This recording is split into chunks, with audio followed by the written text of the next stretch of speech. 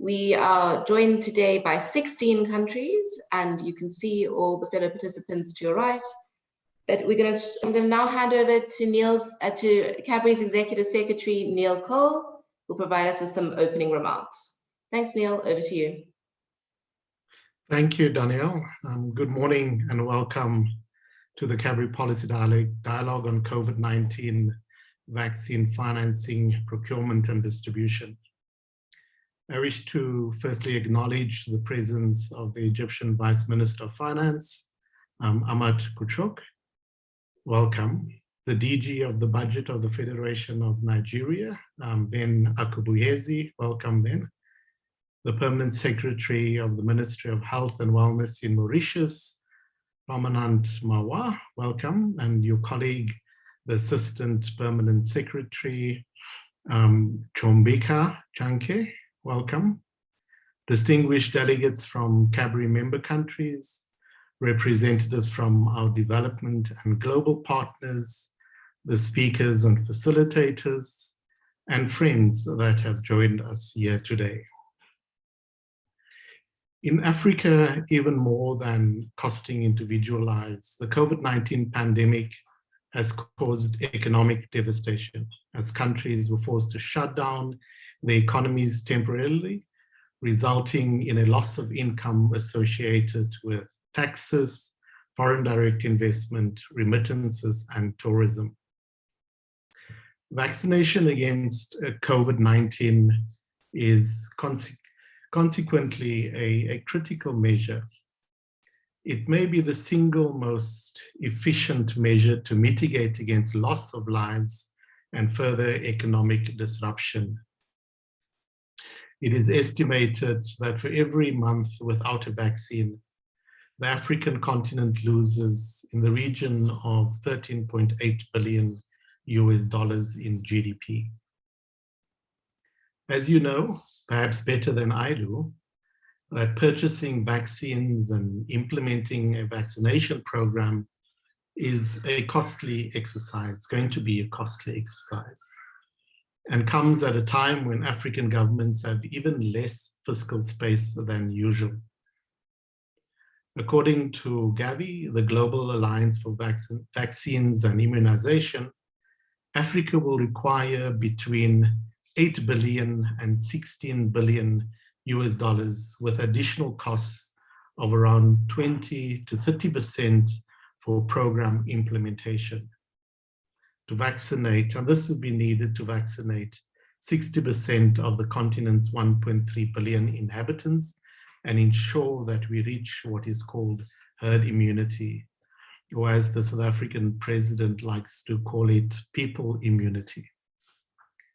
While the international community, particularly the World Bank and the Bill and Melinda Gates Foundation, which also happens to be our development partner supporting this event, have made significant contributions towards financing the vaccine.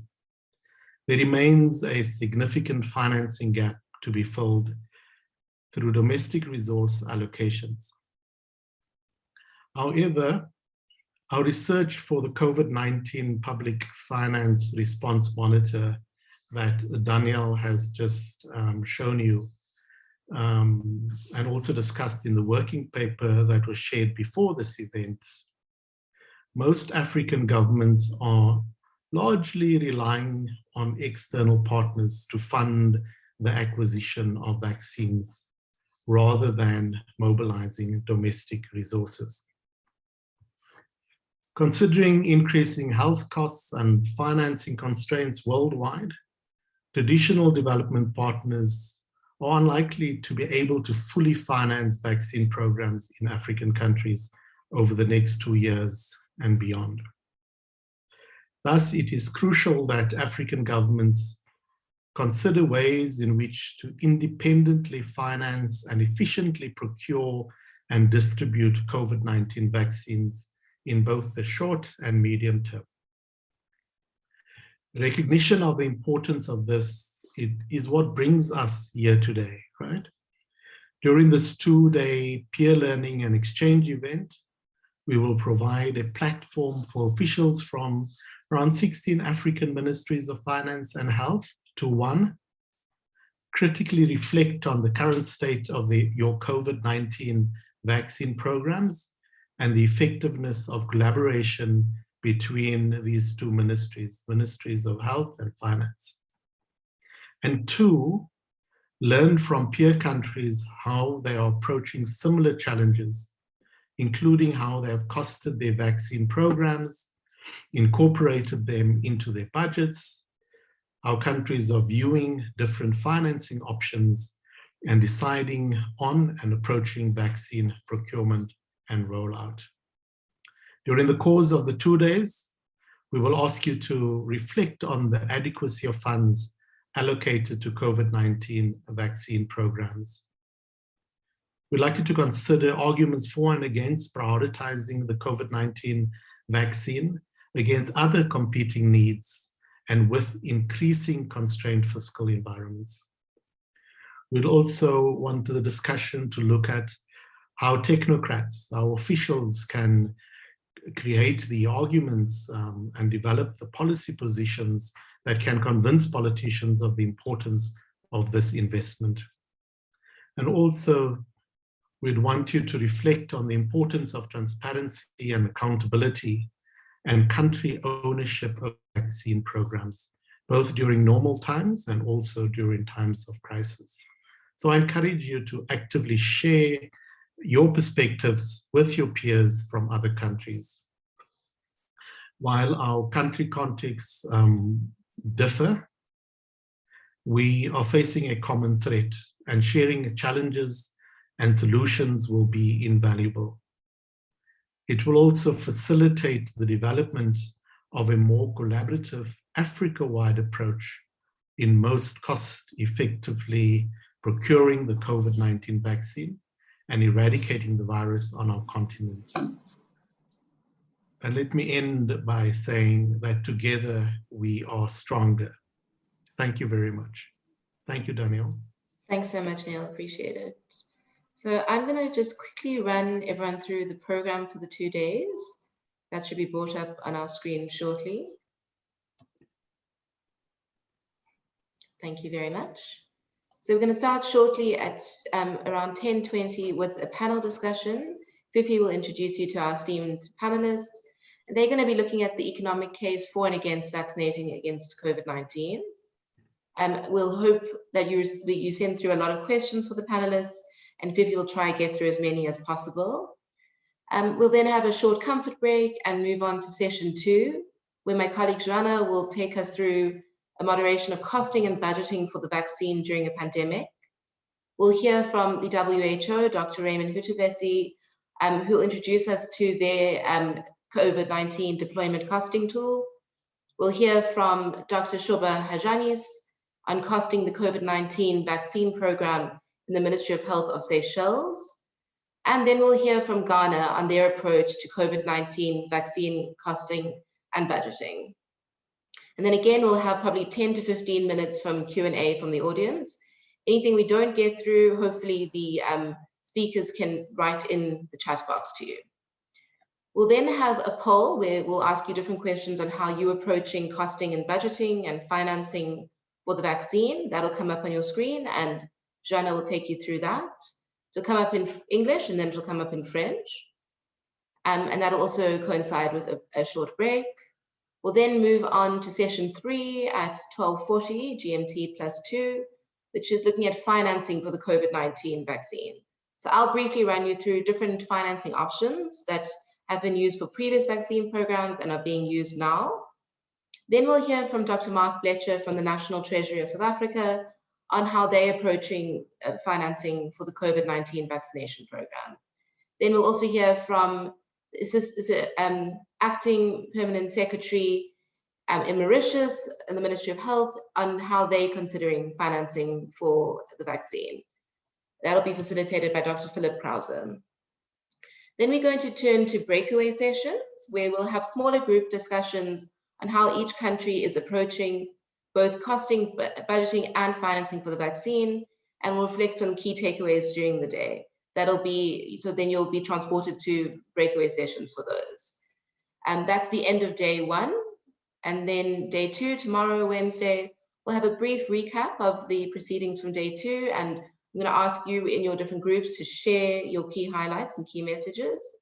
Then we'll move on to session 5, which will look at procurement of the vaccine. And we'll hear from the African Medical Supplies Platform on their pooled procurement mechanisms and how they're using advanced purchasing commitments to procure vaccines for the continent. We'll then hear from Dr. Diop Samba from Senegal on how they've balanced efficiency and accountability in procuring throughout the crisis. That's also, the Senegal case study is included in a background report that we sent you by the same name. So hopefully you've had a chance to look at that. Then that will be facilitated by my colleague Frejus. We'll then have another poll and a short break, followed by session 6, where we'll look at how to ensure the most effectiveness in our rollout programs.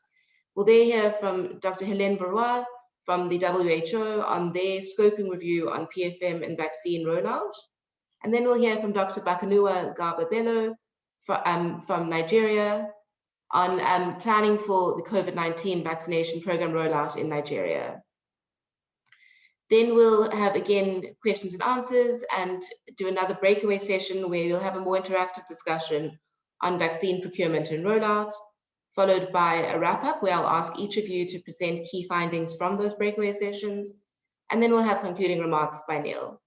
So yeah, that's it. I'm hoping for a really interactive 2 days, getting some of the questions answered that we've been kind of hoping for over the past few months, and getting more clarity about what's happening on the continent in terms of COVID-19 vaccine financing, procurement, and distribution. I'm now going to hand over to Fifi Peters, who will be our moderator for the panel discussion. Thanks, Fifi. And thank you so much, Danielle. It is really great to be back with you guys. I always enjoy the dialogues that you guys host, and I see that it's a full, packed program over the next 2 days on this very important topic. And I hope, and I certainly do believe that great outcomes will come from it. So 797 million, that is how many COVID-19 vaccine shots have been administered worldwide. As of the 8th of April, the World Health Organization said that only 2% of the vaccines that had been administered globally had been on the continent. So I doubt that much has changed as you and I have this conversation here today. But nonetheless, the global buzzword, as many of you may or may not have heard right now, is making vaccine policy economic policy. Probably easier said than done, especially as affording to make a vaccine policy economic policy for most countries, particularly those on the continent, is not going to be an easy exercise, as we did hear from Neil in his opening remarks. So how do governments go ahead doing this? Is it a matter of continuing to reprioritize expenditure from non-essential areas, as it were, to do so? Or is it time that sectors like tourism, like transports and arts and culture get their slice of the economic pie to start their recovery journeys? Should governments be thinking about taxing companies that have done pretty well throughout this pandemic, companies in the mining sector or telecommunications sector, for instance, whose profits have shot through the roof throughout the past year, as we all work from home, as you can see? Or will doing so crowd out investments in these areas and crowd out the ability to grow the economy and also create jobs? Should governments then consider borrowing more and taking more debt on their balance sheets, especially in this low interest rate environment that we are hearing will remain lower for longer, despite what the markets are telling us? Or can we afford to even do that, as many African countries have lived beyond their means for far too long that it's no longer feasible to continue doing so? On the bright side, we did hear that development agencies and development banks have been good social citizens in the past 12 months and have supported the financing of vaccines to date. But even they can only do the heavy lifting for so long. So going back to my question, how do we make vaccine policy economic policy. How do African governments go ahead doing this? Thank goodness this is not my job to answer that question. I'm merely here to facilitate the conversation amongst everyone that has joined in on this webinar to doing so. And I look forward to hearing all the wonderful ideas that you have to put on this table. As Danielle said, feel free to do so by typing up any questions or comments that you may have in this regard in the chat function, and we will get to as many as time does allow for this session. But let us start kicking off the discussion, and I'd like to introduce you to the panel that will be leading the way on this all-important topic.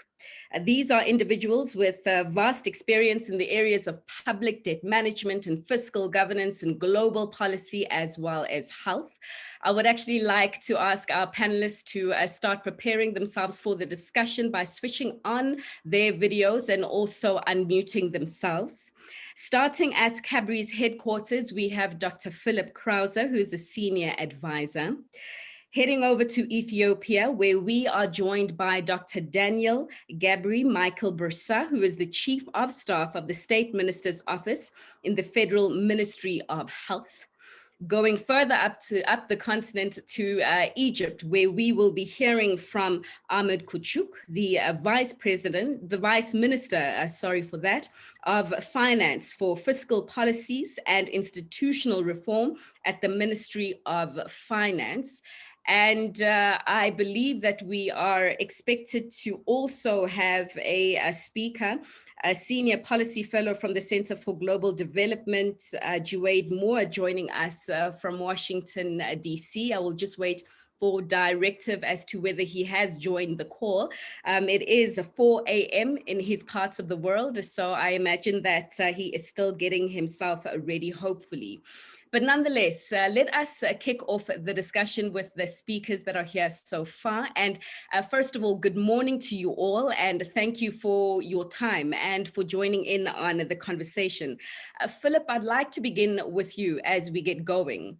At the onset, as a journalist, what I witnessed in my job is that a lot of the budgeting for the COVID-19 vaccine came from the massive stimulus packages that governments announced at the onset. But what I have seen is that a lot of the stimulus is fast drying up, with the virus having stayed with us for a lot longer than many had initially expected.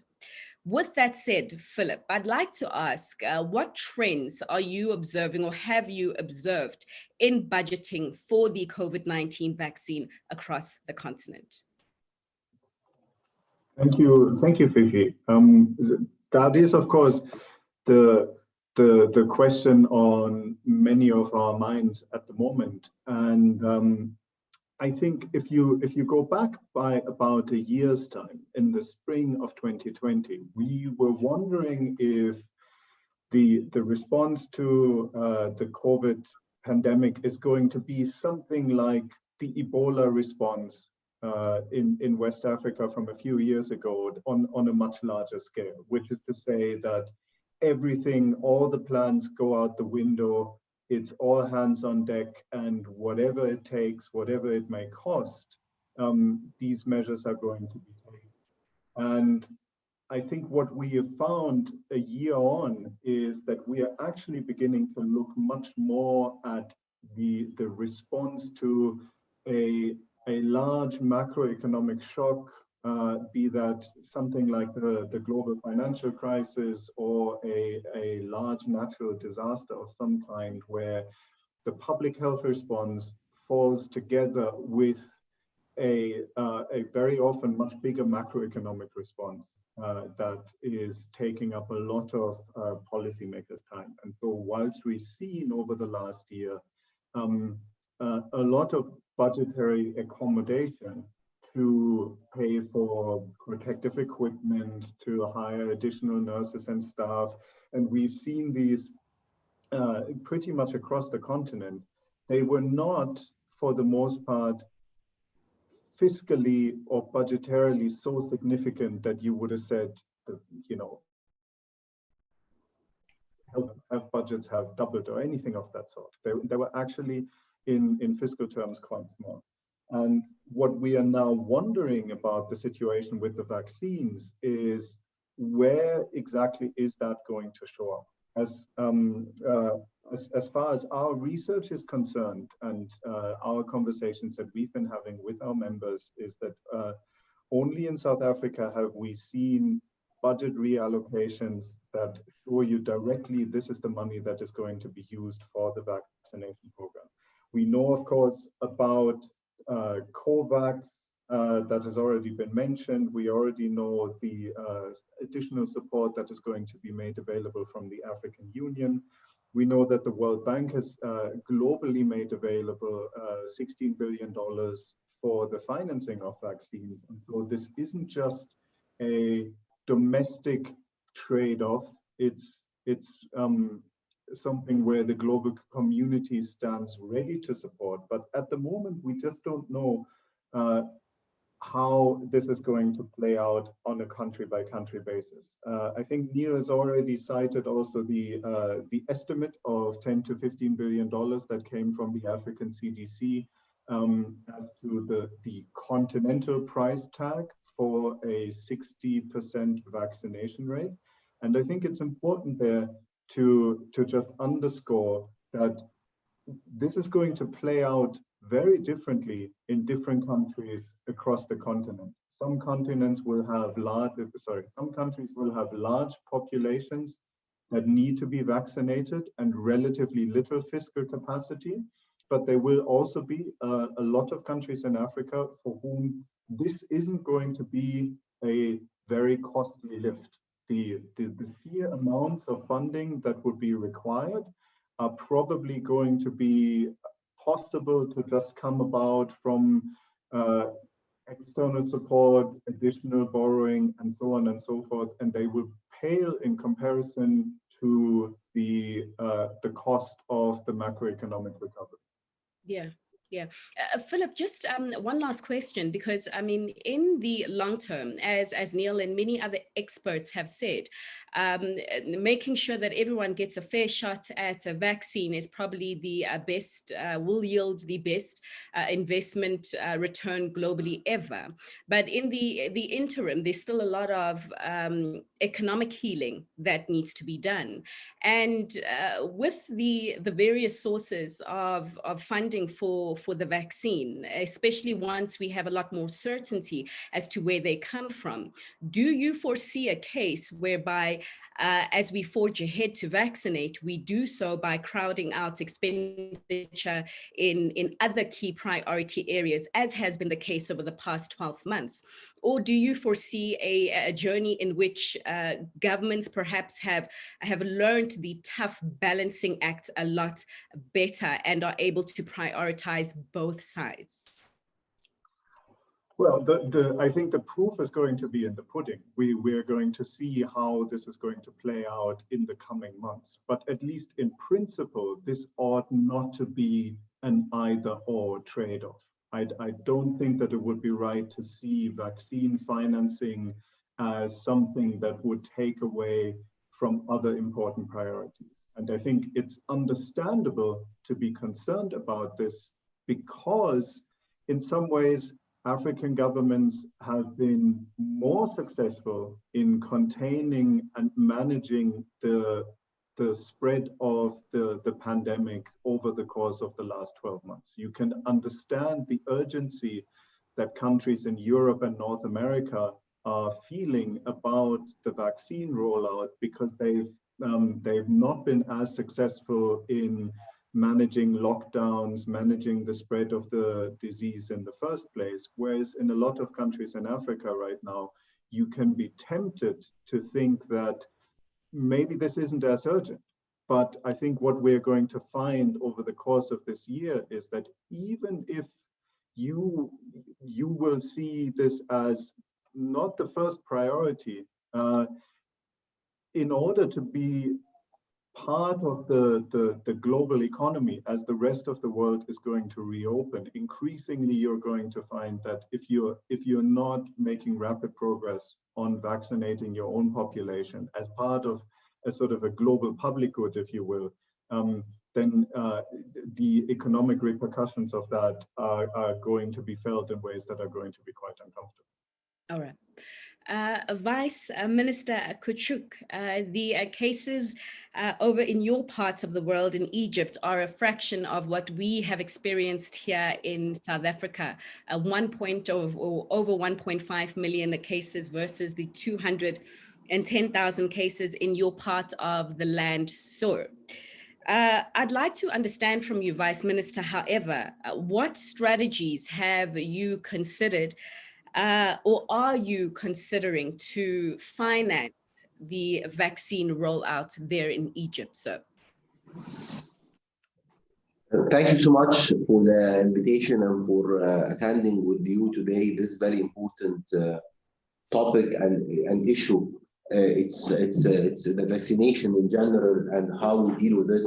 It's a multi-dimensional issue, and it's great to be with you, and we'll be following also all the other sessions. But let me tell you that in general and so far we have been adopting a very balanced approach in general from a fiscal point of view in dealing with this very uncertain and unexpected also global pandemic that is affecting everybody and every country. We have been putting top priority for us to save lives, of course, but also to save businesses and jobs. I mean, it's both equally important. Of course, life comes first, and the amount of engagement that we had with our colleagues at the Ministry of Health and with the health community in general, and the amount of understanding and appreciation of their effort and of their role, and has been one of the greatest for us, one of the greatest long-term benefits for the country and for us at the Ministry of Finance to understand really the importance of the health infrastructure and the health facilities and even the logistics of this important sector. But we have been approaching this with a very balanced approach, as I told you. We have been from day one. We wanted to support the most vulnerable and the most needed, but we didn't want to overreact or over skew our space or fiscal space very early in the game.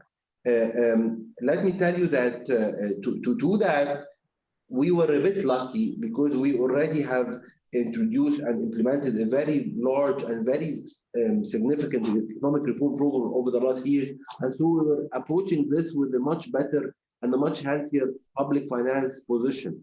But nevertheless, we decided to also be very proactive. And we during our fiscal year started in July.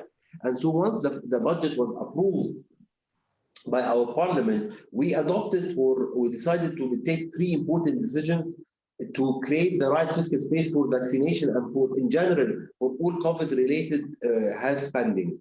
The first one is that we decided from July, and we took a decision and that was approved, to take 1% of all the annual increases of wage earners and pensioners, and to put it aside to deal with vaccine, not the total wage and pension payments, the annual increase for the current fiscal year.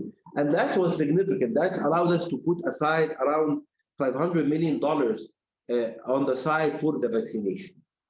Another thing that we did also early in the year, that we, after the budget was approved, we looked at all the contingencies, and we took a decision at the cabinet also level to freeze a lot of the spending items and to be allocated only for, as I said, saving lives and saving businesses. So we were also able to basically freeze around 3 to 4% of total expenditure, which is a decent amount. It's it's more than $1.5 billion, and we put it aside mainly to deal with the vaccination as well as other related issues. We also did some reprioritizing of the spending during the year, of course, but again, the bottom line, because of this very balanced approach, we were lucky to still have a very growing economy. We grew last year by 3.6%. This year, the first half of the year, we are growing by over 2%, and we are expecting the year to be also close to 3%. and this has been reflected in our tax collection and tax revenues that has been to a great extent also growing also in double digits, by the way, this fiscal year. So let me conclude also by saying that this pandemic also allowed us all to work together, and I think there is a sense in the country and even at a global level that we are all in it together, and this is a reality. And so what we also were able to do is to reach deals with a lot of the productive sectors, the manufacturing sector or the banking sector or the tourism sector, where the government is taking the lead in bringing the vaccines to the country at cost, but they will be paying for their employees. So there have been also some sort of joint efforts there. So the employees themselves will not be paying anything. They were getting for free, but there will be contributions from the owners and from businesses and from the banking sector, who have been doing very well, by the way, over the last couple of years, as well as the manufacturing sector, where we have provided as a government a lot of initiatives to support them and to give them additional boost. So there is also giving back by them as an employers to their employees. So I mean, this mixed approach has been quite effective in allowing us to deal with this very uncertain pandemic and this very global issue and global challenges in the most effective way. But I have to finally at the end of the day that this is a very uncertain environment. We have always to be very precautioned, because I mean, one thing we have learned is that we know very little, and we are always dealing with new developments. That we are hearing that there is different variants, there is different issues.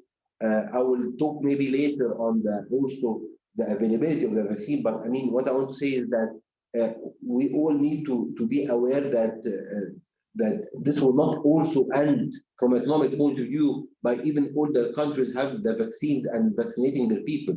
The economic implications of all the stimuluses and the economic implication of all the money that was spent, maybe beyond some countries' abilities, would mean that we should expect also a lot of measures in the future that we all collectively would need to deal with it.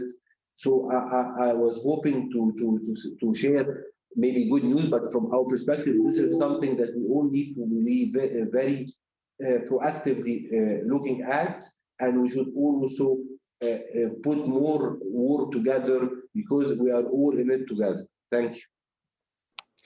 Thank you, sir. I mean, those economic implications, I think we heard from the IMF just last week saying that 2020 saw record spending from governments to try and cushion against the blow of COVID-19 vaccine. And I believe the percentage of debt to GDP reached 97%. And is expected to stabilize at around 99% this year. But Vice Minister, just honing in on the interventions and the strategy that you took.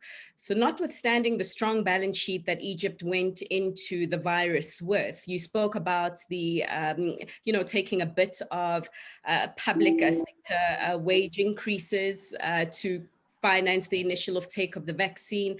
You spoke about freezing expenditure in other non-essential areas to do so, and also the role of the private sector. I'd just like to understand whether those interventions can still hold water. As you did say, I mean, we're still in an uncertain environment. There's still risks of further mutations of the virus, and therefore risks of additional budgeting to what you've already forecast. So just talk to us about perhaps the sustainability of this mixed and balanced approach that Egypt did take, and the pros and cons you found from the initial response, sir. I think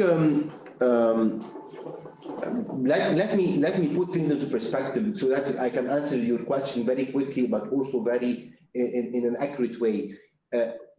Because of this very balanced approach, which I talked about at the beginning, we were able to end last fiscal year, which ended last June. So it has an impact of around 4 to 5 months, but it was a very severe impact of the COVID last fiscal year. We were able to end the year with even lower fiscal deficit than the previous year and still achieve a primary surplus of 1.8% of GDP. This current fiscal year, we are also targeting that we should end in next June, which have the full impact, full year impact. We are expecting, and we have our fiscal outturns for the first 9 months of the year. We're expecting to end the year also with a slightly smaller deficit of around 7.8% of GDP and a primary surplus of around 1%. This is a very healthy outcome, but more importantly, this was not at the expense of the economy. The economy, as I told you, has been growing in real terms. We have been spending 30% increase in public investments. 30% increase in public investments. Part of it went to the health infrastructure, of course, but big bulk of it, I mean, 90% of it went to other sectors to really provide the right stimulus.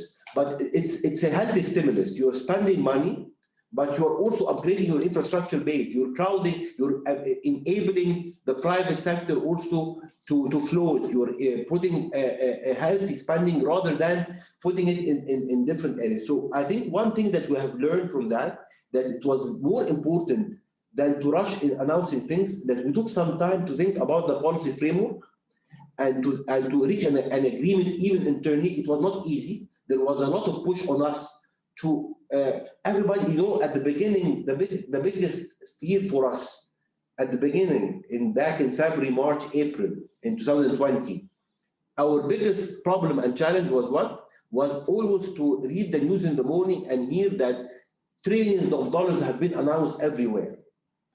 And it puts you under a lot of pressure. Not because you don't want to do that, but you want to do it properly and in a way that suits your country.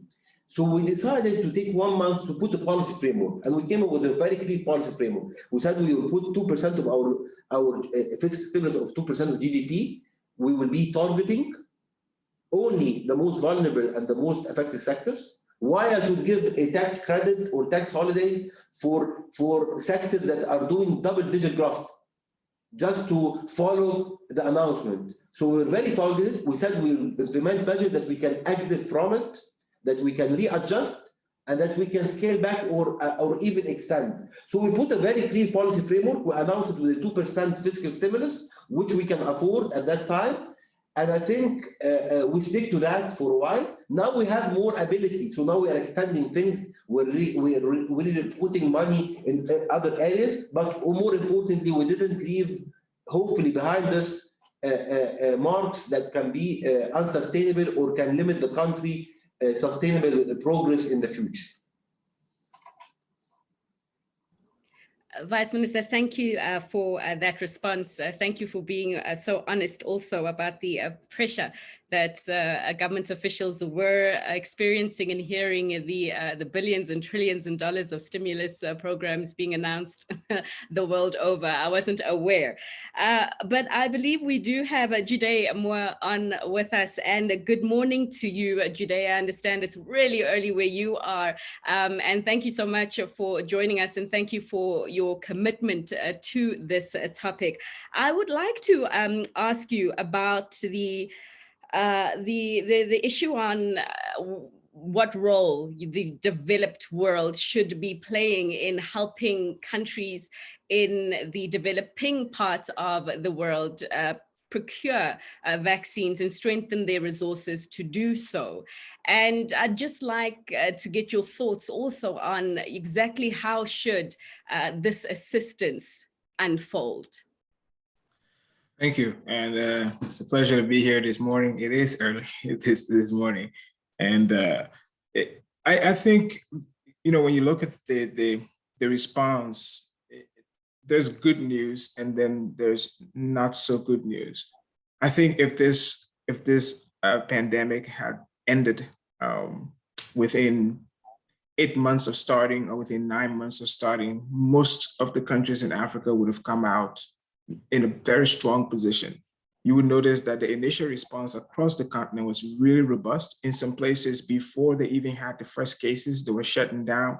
The lockdowns and restrictions were very, very strict. In fact, some people got killed just basically violating movement restrictions. We also saw that the World Bank has been keeping a running tally of governments and countries and territories that have spent a lot of money with cash transfer programs, and at least 36 African countries introduced these tools. Some of them provided new programs or expanded existing programs in terms of the requirements. Some of them provided both cash transfers and food. So in the initial response, we saw a significant amount of it's a really, really robust response from African governments, and that's the good news. But the difficult news and the difficult part of this is that, especially Africa south of the Sahara, these were the countries in the least strong position to respond. These were the countries least capable of, and the countries with the weakest balance sheets and most susceptible to any shock, whether it was exogenous or endogenous. And so most of them, whatever money they spent with social assistance programs or with propping up the private sector in their country, they could only go so far. And because most of them are either dependent on tourism or dependent on commodity exports, when the global economy collapsed, it also took away from them any means of being able to raise resources. And so those countries are, of course, direly in need of assistance. And so definitely, I think there is sort of a responsibility, because this is a global pandemic, on the parts of the world that are more capable of providing the resources to assist these countries in responding to this. Because as we know, unless the vaccine, the virus is eliminated everywhere, no one else is safe, right? I mean, the rise of variants make it possible to undermine what's happened before. I think there are means of being able to assist with this. COVAX is one of them, and we've seen that happen. But it is now clear that COVAX alone is not going to be enough, right? COVAX initially was targeting at least 20% of the population. Well, we don't get to herd immunity with 20% of the population vaccinated. The second part of this is that, we saw the COVAX vaccine arrived in countries and we saw social media posts, everybody was happy with it, but that's not all of it. There's still a last mile from when it comes into the country to when it gets into people's arms. And we see that in certain countries, I mean, last week, there was a story in the Democratic Republic of Congo, vaccines were still sitting in the warehouses even after they arrived, because there's no money to equip, train, or transport the vaccine. So there still is a significant need. The one thing that I would add, though, is that the way a government demonstrates commitment to a policy is how the government budgets for that policy. And since we went into this vaccine, most countries have had an opportunity to restructure the budget and make amendments to the budget. And what we're not seeing in most of the budgets is a reflection of what the cost of the response is going to be. We're not seeing money that's been directed toward how are we going to vaccinate, because there are some countries who, outside of COVAX, there are no plans at all to do anything else on vaccines, and 20% is not going to be enough. So like I said, there was a very, very strong response at the beginning, and that response has sort of tapered off, even as the vaccine, the virus and the pandemic has gone forward. So there is definitely a need, but there's also definitely a need for the African countries to continue to demonstrate to the external partners that they are using what's available of their resources as much as they possibly can. Because we have heard the extension of, for instance, the special drawing rights program from the IMF. There's been talks about extending the suspension on debt repayments from external partners, more concessional lending, and even I believe there has even been talks on further debt restructuring on top of what has already taken place. I'm just wondering, in your view, in regards to financing the vaccine program on the continent, are what external partners are doing so far enough, or should African governments perhaps be advocating for more support to plug the financing, the vaccine financing gap? Jude? I think it's definitely not enough, and we're very happy that there's going to be an issuance of SDRs. But as you know, the SDR issuance is actually based on pre-established quotas. And those quotas simply mean that the countries that least require the assistance are the ones that are going to get a bulk of that. So one of what we're advocating is sort of a reallocation after the allocation is made on quotas. I think for most countries, that money is going to be really, really useful. And then there's the issue of the debt suspension. The debt suspension is very helpful to countries that are highly indebted. The countries that have been most affected by this are countries that are, like I said earlier, either dependent on tourism or dependent on commodity exports. And their resource base, their base of being able to collect revenue has actually collapsed. I should also point out, though, that, you know, throughout this thing, there are still African countries that concluded arms deals, say with Turkey. Right. So in the middle of a pandemic, if you can afford an arms deal, you should be able to afford some vaccines, right? So it's important for us to be able to reflect the true priorities. We know that most African countries are facing significant liquidity crunch, and any debt suspension or debt servicing suspension actually allows them to be able to, you know, use the money elsewhere. And the hope then, as I said, is that the way both African citizens and external partners are able to see the seriousness and the demonstration of commitment to this is reflected in the budget and how we're spending what money is available to us.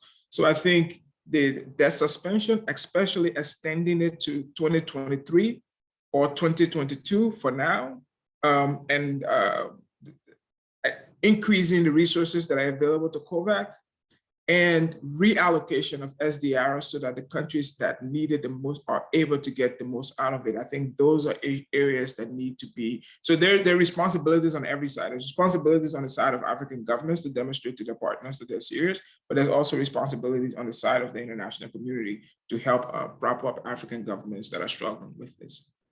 All right. We have a couple of questions that have been coming through on the chat box.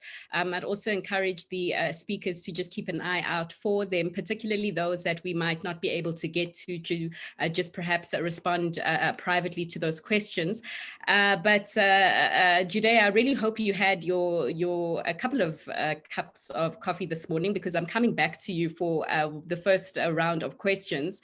And if you haven't, I promise, I think, to maybe export you some great coffee from the continent. You know, we're the best at that. But nonetheless, the question does come from Natalie van der Meile, and thanks so much for your participation.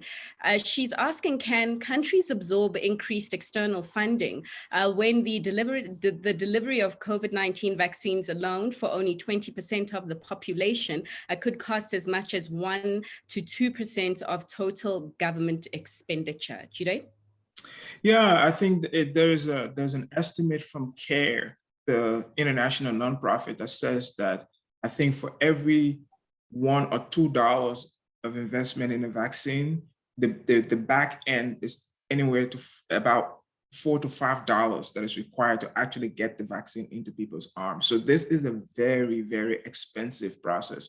And as I've noted, most countries are simply not in the position to be able to afford it. There's been a significant collapse in global demand for the products that we send because of movement restrictions. There aren't that many tourists coming. So just the means of being able to collect revenue in a lot of countries have dried up. I should say, however, you know, nobody's traveling and going to big conferences now. So we can rebudget, you know, our travel budget. Usually it's not that big, but it's significant enough for us to be able to reapportion the travel budget toward this. But it's important to note that there are very few countries on the continent who can't afford this.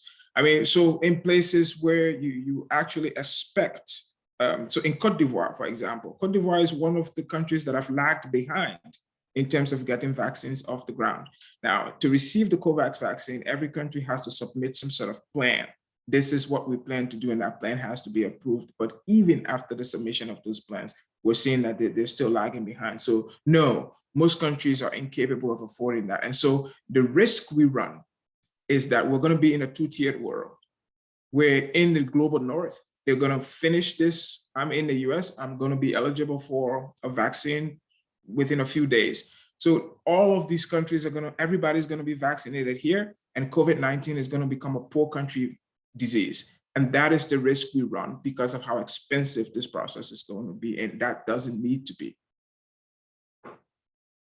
Yeah, and as you said, that is a major risk for everyone, because no one is okay until everyone is okay, and the gains that the developed world does make in fighting it can quickly be reversed with the imports or the exports of the vaccine from parts of the world that haven't, or the virus rather, from parts of the world that haven't received it. Heading over to Ethiopia now, where we do have Dr. Gabri joining us. Thank you for your patience, sir, and we are very happy that we have you back online. But Ethiopia also cases a fraction of what we're experiencing here in South Africa, 210,000, I believe, or so, where your recovery rate is around 75% to date. So, but can you share with us how you are costing and budgeting for the vaccine in your parts of the world? Perhaps just, give us the practical tools that you are using to estimate these costs and these budgets, sir.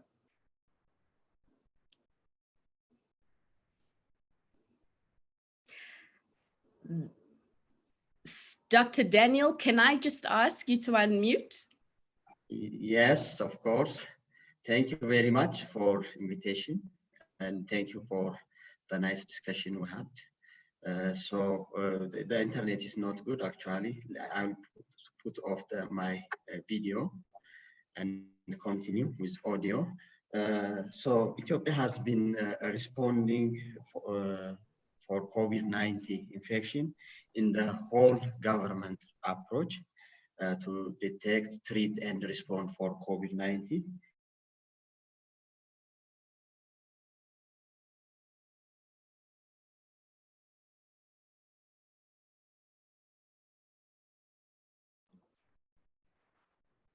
I think we have lost Dr. Daniel.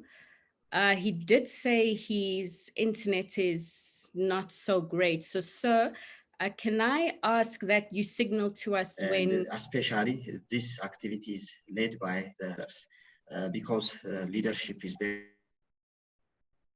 very critical in responding. Okay, Dr. Daniel? Yes. So we are having a bit of difficulty hearing you. Can I just ask you to mute yourself for a second, and perhaps the team at the back end can help testing to ensure that everything is okay before we come back to you, sir. In the meantime, let us continue to take some questions that are coming through in the chat box. And it's a question for Egypt, Vice Minister, so I hope you are still there with us. It is a question about how essentially Egypt is going to take advantage of its economic strength, as it were. Is Egypt seizing the opportunity of growing the economy and increase in public investments to strengthen its health system infrastructure and also to strengthen its health workforce, Vice Minister? Thank you so much. The budget and literally, yes, the human capital in general and health on top of that is one of the top priority and themes in our budget next year and in the over the medium term. Even when we prepare our medium term strategies, this is very, very, very clear, and it's fair and decent share. And just to let you know that, for example, in the current fiscal year, total expenditures in the budget it grew by around 8%, but total spending on health grew by 14%, similar to last year, and would be a similar path in the next years. And we, as I said, we are trying to do that because we have also some beyond even COVID. We have announced universal health insurance scheme across Egypt. It's a big shift for us, This requires incredible amount of upgrade of our hospitals, our healthcare centers across the country, and we're putting more and more in lagging regions and in governorates that have a lower capacity or lower infrastructure. So yes, we are paying back to the people because of the big reform that they went with us as a government in, and with the good results that we are getting in terms of the public finance and the debt trajectory. We are now putting more and more in terms of health, and as well as to be more specifically towards the human capital, especially, as I said, in lagging regions and in the most. When we started, by the way, our universal health insurance coverage, we didn't start in Cairo or in the capital. We said that Cairo will be the last governorate. We started in most of the smaller, but also the poorest or the lagging governorates, whether in Upper Egypt or in other regions. And we now we have around 4 governorates that we're working in, and should by end of this calendar year, 2021, should be ready for full coverage in terms of universal health coverage. So yes, in short, yes, we are spending more and more on human capital and health. As we continue to see if we can get Dr. Daniel on to maybe speak about, the cost and budgeting exercise that is involved in vaccine financing, and more importantly, the collaboration between the minister and the Ministry of Finance and the Ministry of Health in this regard.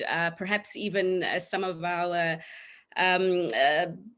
audience members, some of you who have joined in on the webinar and have experienced this can weigh in on this collaboration between the Ministry of Finance and the Ministry of Health in the cost and budgeting exercises, and share your views in the chat box. But until we can hear better from him, Philip, let's come back to you just regarding making sort of vaccine financing part of the budgeting process over the medium term. I think it does go without say that it's an absolute necessity, especially as this is an uncertain environment still, and we could still be faced with further mutations and further waves of the virus. Notwithstanding, what do you foresee as the potential risks to the national budget over the medium term in making COVID-19 financing a significant part of that budget? Yeah, that's a really interesting question, and I think I would alter this slightly when speaking to people from a Ministry of Health and people from the Ministry of Finance. If I was talking to a Ministry of Health, I would say that I don't think that there's any evidence to suggest that COVID is going to be like a magic carpet for health financing, in the sense that as soon as you step onto it, gravity is going to be suspended. The laws of gravity in budgeting still apply, and after 2021, my expectation is that over the medium term, the pressure on health budgets is going to be relentless, and it's not going to be enough to just say, this is relevant for COVID, therefore we should be given increased allocations. And I think listening to Vice Minister Kuchuk just now, it was very clear what the focus was of the Ministry of Finance looking into the budget of the Ministry of Health as to what are the investments that are really going to make sense in that context. And I think it would be incumbent on Ministries of Health to also say, in an environment where everybody has to give up things, are there things in the health budget that are less efficient, that are going to provide less value for money, that the Ministry of Health would be willing to give up in order to fund the COVID response, the COVID vaccine response over the medium term? Now, having said that, if I was turning to the Ministry of Finance, I would say that this is, from a cost-benefit perspective, the the easiest open shut case that you would have ever seen, as in that there isn't going to be better money spent in the entire national budget in most countries right now than funding the vaccines and creating the delivery systems for the COVID vaccine. And it's, you know, you will probably get a lot of international help for the procurement of the physical specimen, as in the vaccines themselves. There will be a lot of investments for primary healthcare systems, the delivery, paying of staffing up of nurses, the maintenance of cold chains, and so on, that are going to be brilliant investments anyway, because you can use a lot of that to also vaccinate children against, you know, measles and a whole bunch of other diseases. This would be a great opportunity to think about where that money is coming from. And maybe just the last point, helpfully, in budgeting, it's, you know, unless you make it so, there's not really a need to say we are taking away money from this particular interest group or this particular constituency in order to give it to the health community or in order to give it to the Ministry of Health.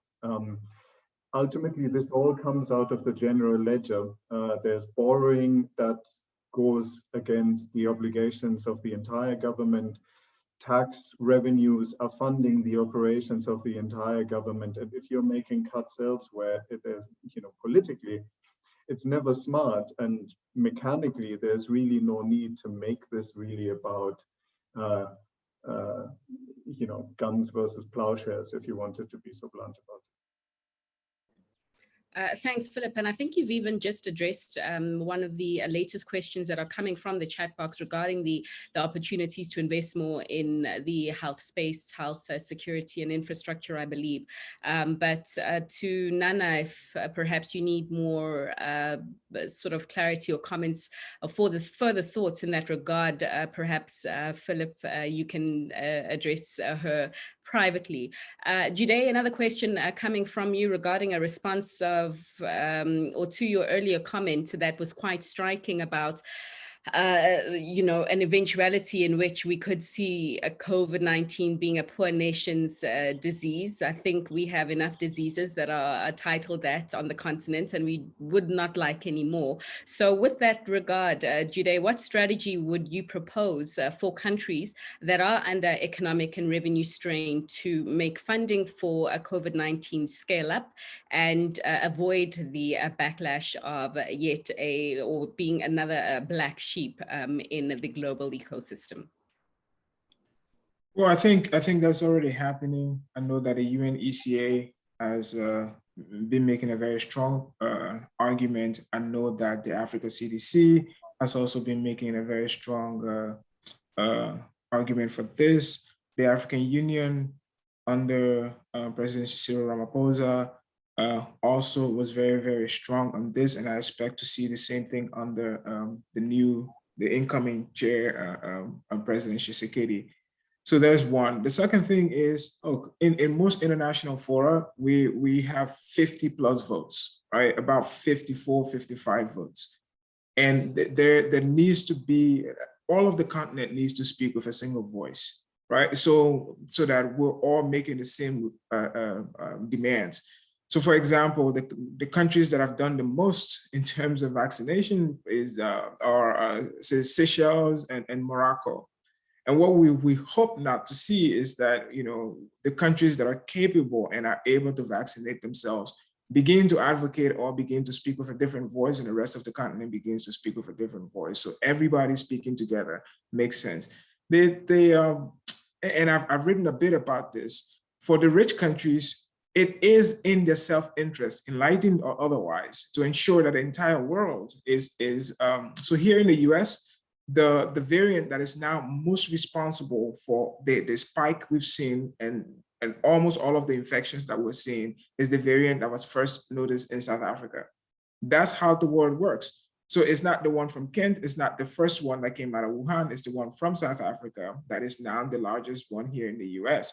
And if we if countries in the global north who are capable of this simply allow the virus to run rampant elsewhere, it means that there is a strong possibility that whatever vaccinations they've already done will be undone by the emergence of new variants.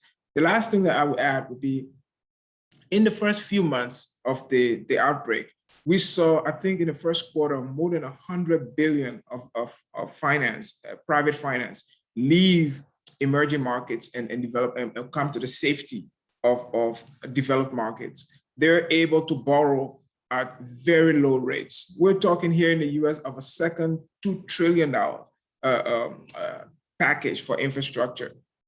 In total, we've seen close to $14 trillion, most of that money in the global north. Most countries in Africa are not capable of doing that. And so it is the responsibility of those who are most capable of doing that to be able to help those. But I will add again, it's important for me to continue to say that African countries need to demonstrate that they're doing everything within their power, so that at the very least, we can see that commitment and then put the pressure on the countries that are in the global north. It is exactly about, doing more to mobilize those domestic resources that we did hear from Neil in his opening remarks that we're not doing enough of. Vice Minister, just a question for you as well. Unfortunately, we're fast running out of time, but an important question nonetheless. So 2 quick ones. For countries thinking about perhaps implementing the freeze on increases of public sector officials, what was the initial response to Egypt's decision to do that? And also, I suppose a more important question is, how have countries managed the uncertainties of information around the price of the vaccine that may be available for procurement and the number of doses available through COVAX in their government and health sector budgeting for the 2021-22 financial year? Perhaps you can speak from the perspective of what you are doing in Egypt.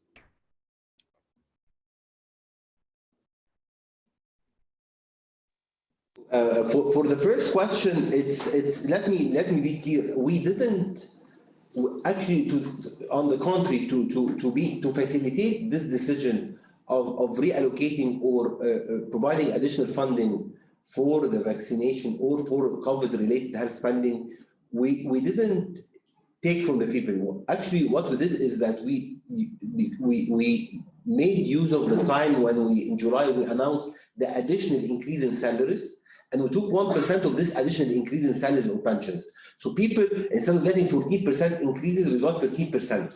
So that was much easier than to do the opposite, as you said, because people were expecting an increase, and people during a COVID year might have got only 1 or 2% or got their salaries. So actually we had an increase in the salaries, a normal one, but we took 1% of this for the vaccination. So actually it went well because of that, because we brought everything together. We brought the stimulus, some of the funding that was, some of the budget that was needed for the funding of the vaccination, and as well as the good announcement all together. It would have been difficult to announce an increase and then to ask people to give back 1%. But because this was a full package at the same time, I think it went relatively with the least. Of course, Ministry of Finance everywhere is not a very popular ministry, but it's needed ministry.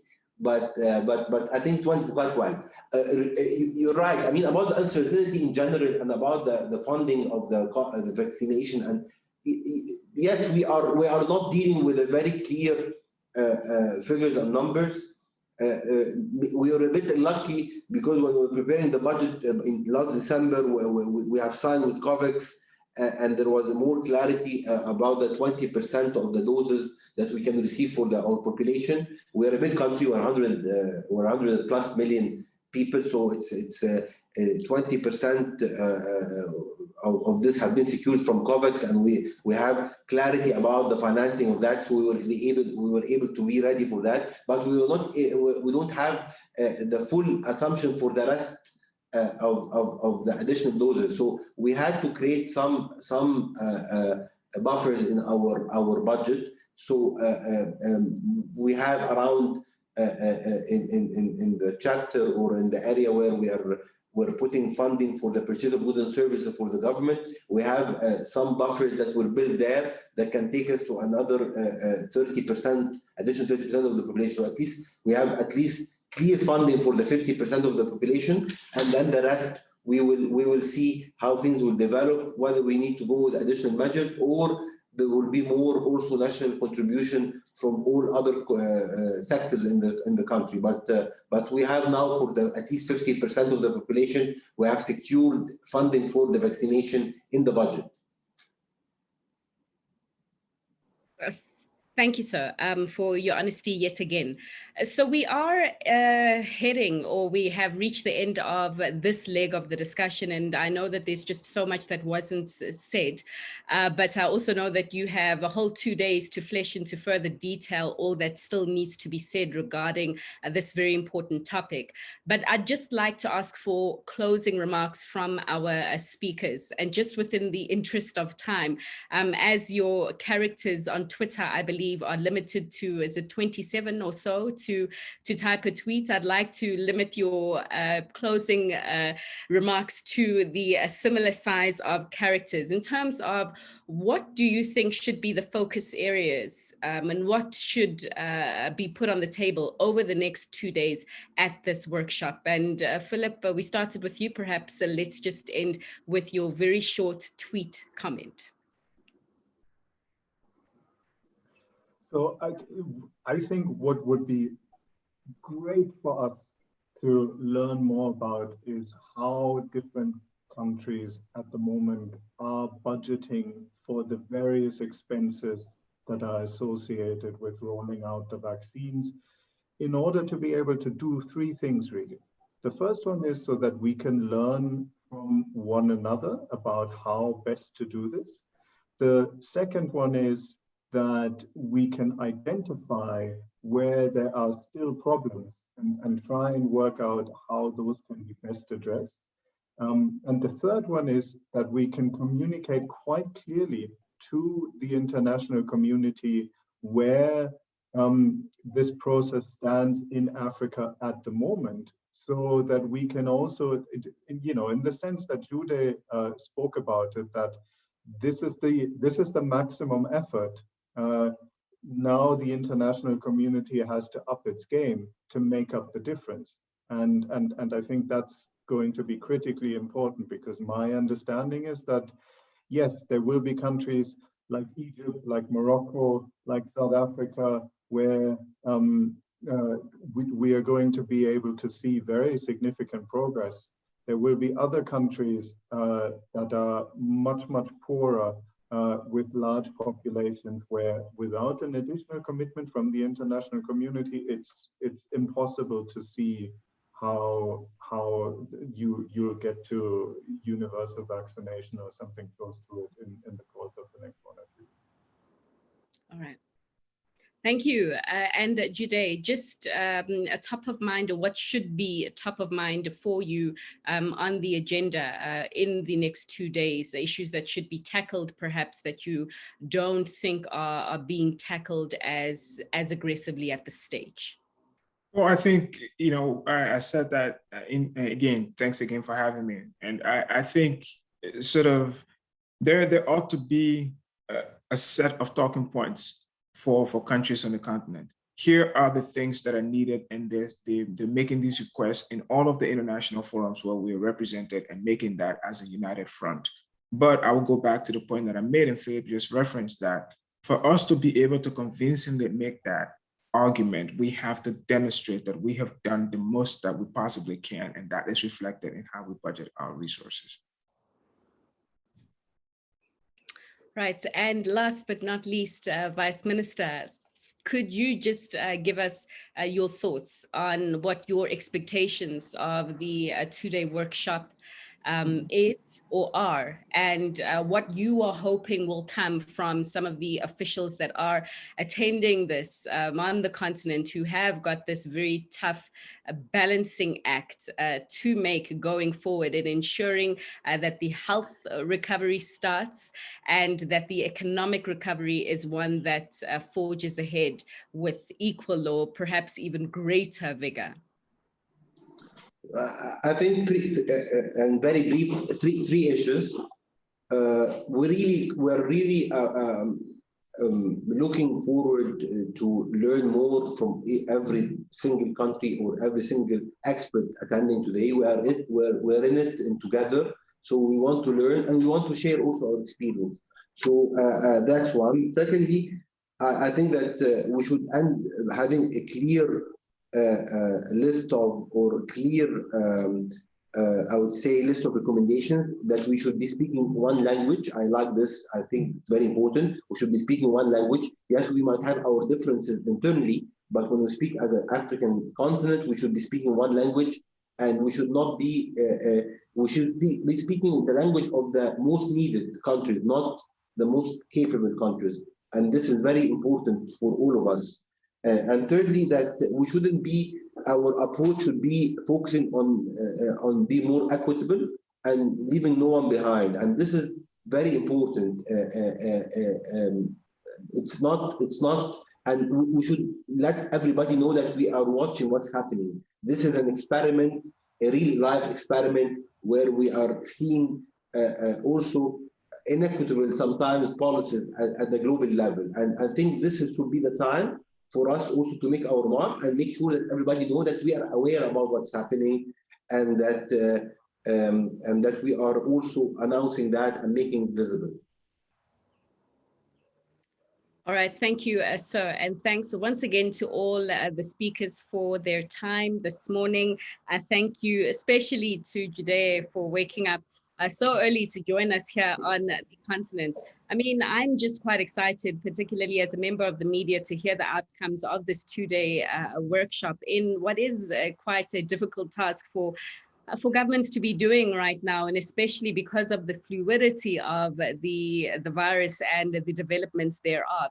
I imagine that some of the policy responses when it does come to budgeting for the vaccine will certainly have to be agile and fluid themselves, given the various mutations of the virus, and then finding further down the track, once the vaccines have been procured, that those vaccines that have entered the country are no longer effective to the current variant that you're dealing with.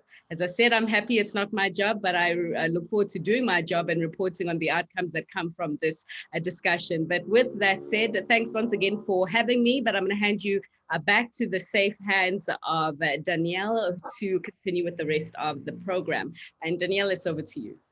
Thanks so much, Fifi, and thank you to our panelists. That was really great in setting the tone for the 2 days. We're going to now take about a 4 to 5 minute break and then restart at 11:25. We'll start then with the session on costing and budgeting for the vaccine.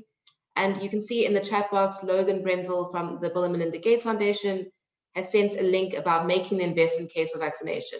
So check that out if you are interested. And we'll see you in, well, 4 minutes now. Sorry, stretch your legs super quick. Bye.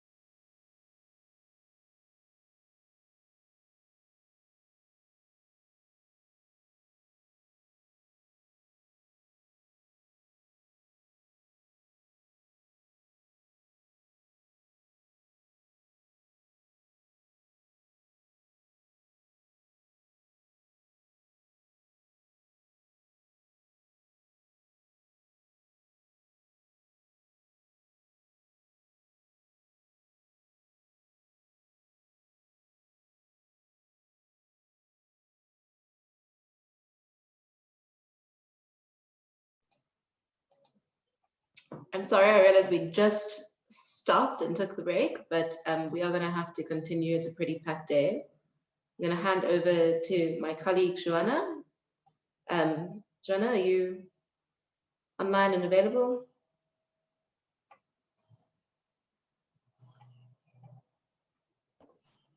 Great. Oui, merci Daniel. Rebonjour à tous, je m'appelle Joanna Bento et je suis gestionnaire d'un programme de CABRI sur le renforcement des compétences en finances publiques. Je serai le facilitateur de cette deuxième séance qui portera donc sur le chiffrage et la budgétisation des vaccins contre la COVID-19. Alors, comme on l'a vu lors de la séance précédente, le vaccin a été identifié par les pays, mais non seulement, mais aussi par les experts en santé, la communauté internationale comme étant un outil indispensable pour faire face à la pandémie de la COVID-19 et un outil décisif pour atteindre l'immunité de groupe et être plus près, disons comme ça, du début de la fin de la situation de crise sanitaire. Alors, nous avons vu que beaucoup de pays ont mis en avant leur plan de vaccination pour la COVID-19, qui a entraîné pour la plupart un exercice de chiffrage des coûts des programmes de vaccination et toutes les composantes de ce programme de vaccination, que ce soit le vaccin en soi, la logistique et la distribution des vaccins, les coûts entraînés par les ressources humaines pour permettre qu'effectivement ces vaccins arrivent dans les bras des personnes, entre autres. Alors, par contre, selon le moniteur de CABRI sur les implications en finances publiques pour faire face à la COVID-19, vous pouvez le voir sur le site de CABRI, selon les informations dans cette base de données et selon les informations publiées par les pays, 13 pays seulement ont en effet budgétisé le programme de vaccination dans l'exercice de 2021-2022. Alors, certains pays ont indiqué en fait que ces coûts seraient en fait budgétisés sur un budget supplémentaire en cours d'année. Mais justement, cette séance portera sur comment est-ce qu'a été faite la détermination des coûts et la budgétisation du programme de vaccination dans les pays.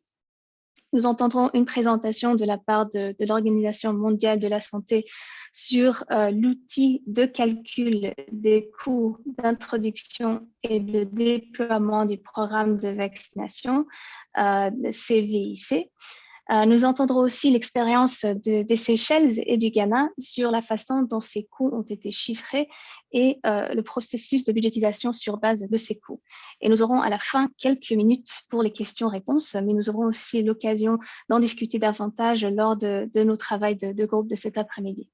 Alors, je vous présente les panélistes d'aujourd'hui. Nous avons Dr Shoba Ajarnis, qui est consultante au secrétariat du secrétaire principal au ministère de la Santé des Seychelles, qui nous présentera donc l'expérience des Seychelles.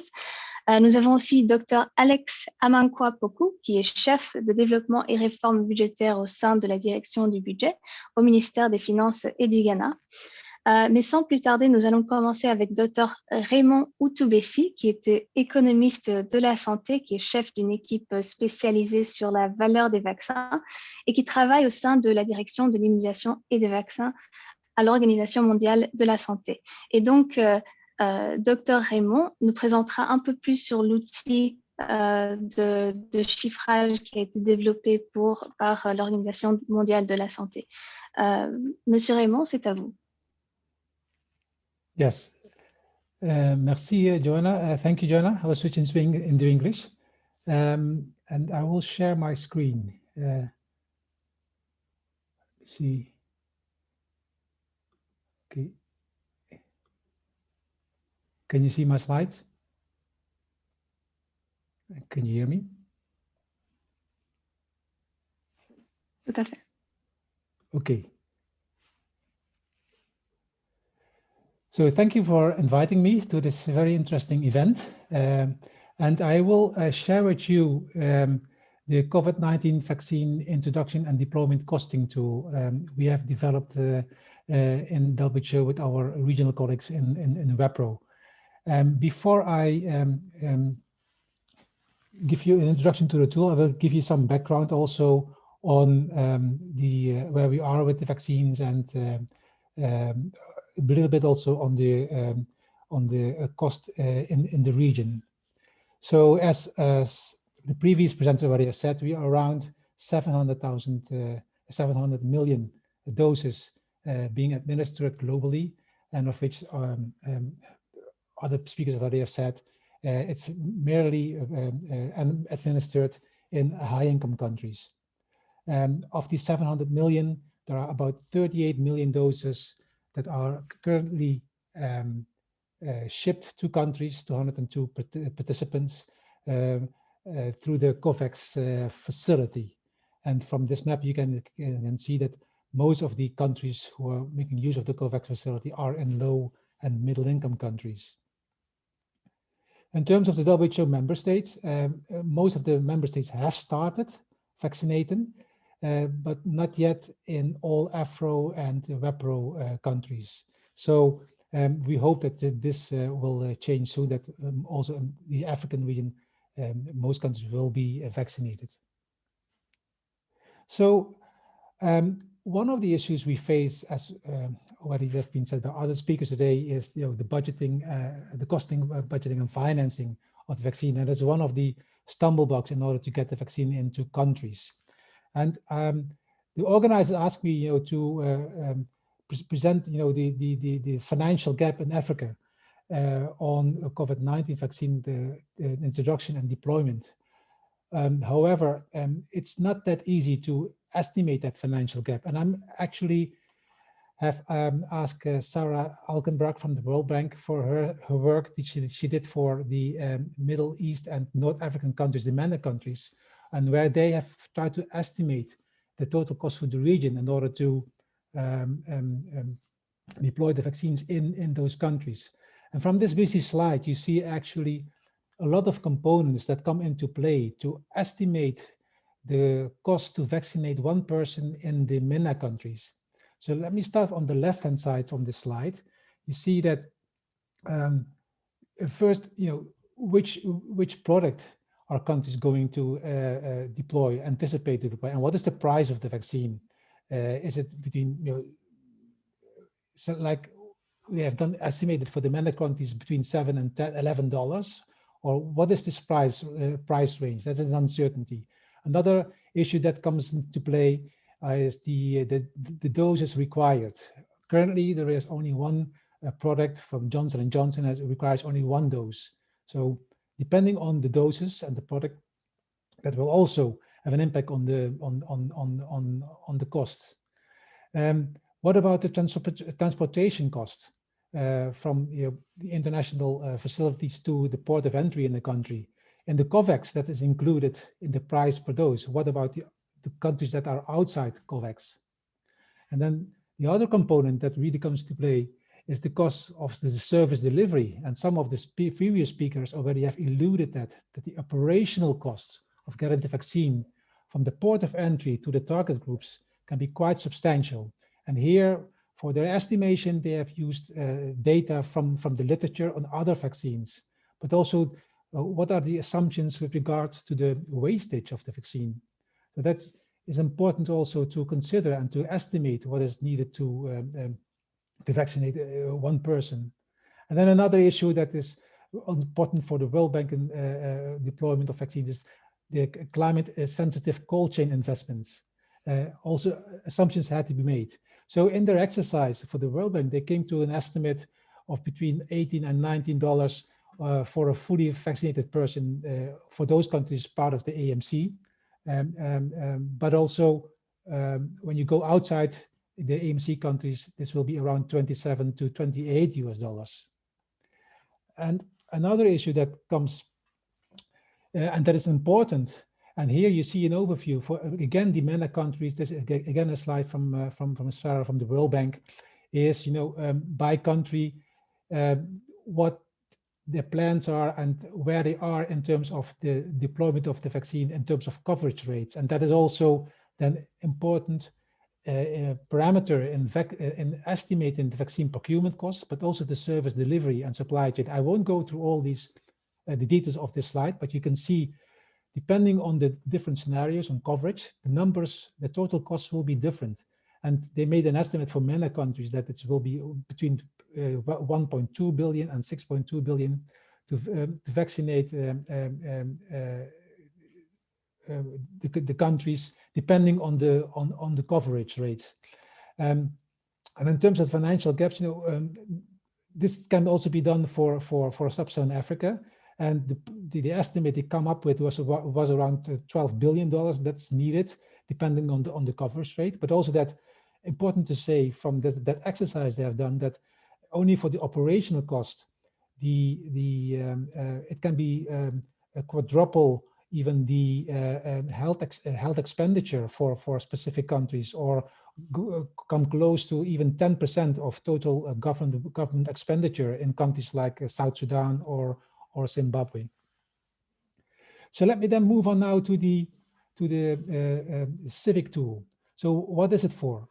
So the Civic tool provides countries with a structured and comprehensive estimation of the incremental and capital cost of introducing COVID-19 vaccine.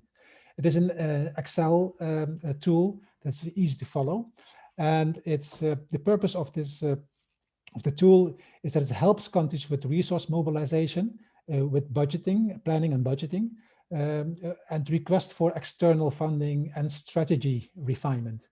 The tool is currently available on the WHO website, as you can see here on the right side of your slide, and it's available in 6 working UN languages. So the tool was developed, as I said earlier, to our WHO WebPro colleagues, and the developer of the tool is also online, Waiaun.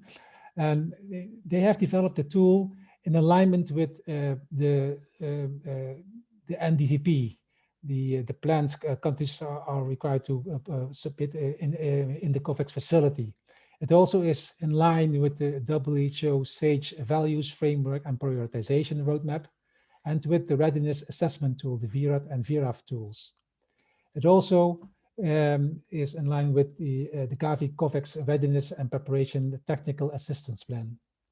And finally, the tool and the costing categories are also in line with the WHO COVID-19 partners platform, where different partners can have access to the platform in order to provide TA or help countries with their funding requests. So far as we know, around 25 countries are using the Civic tool, of which the majority of these countries are in the African region.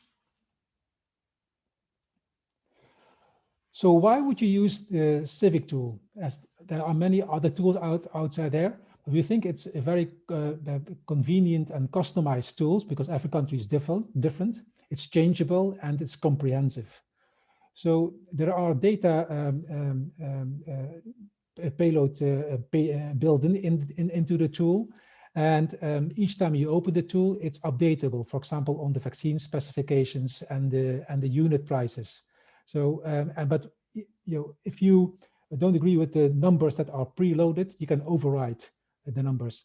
Another important issue for the tool is that it allows you to explore different vaccine types and scenarios in order to estimate the costs, but also look at the cost from these different scenarios to determine the optimal scenario in your country. It is comprehensive that, as we already said, every country is different, and that different cost drivers will be different in different infrastructures and countries.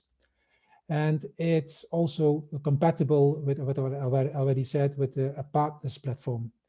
What also comes into the tool is a sheet on resource mapping, which I think is very important to give a meaningful number to the total costs required for the delivery of the vaccine.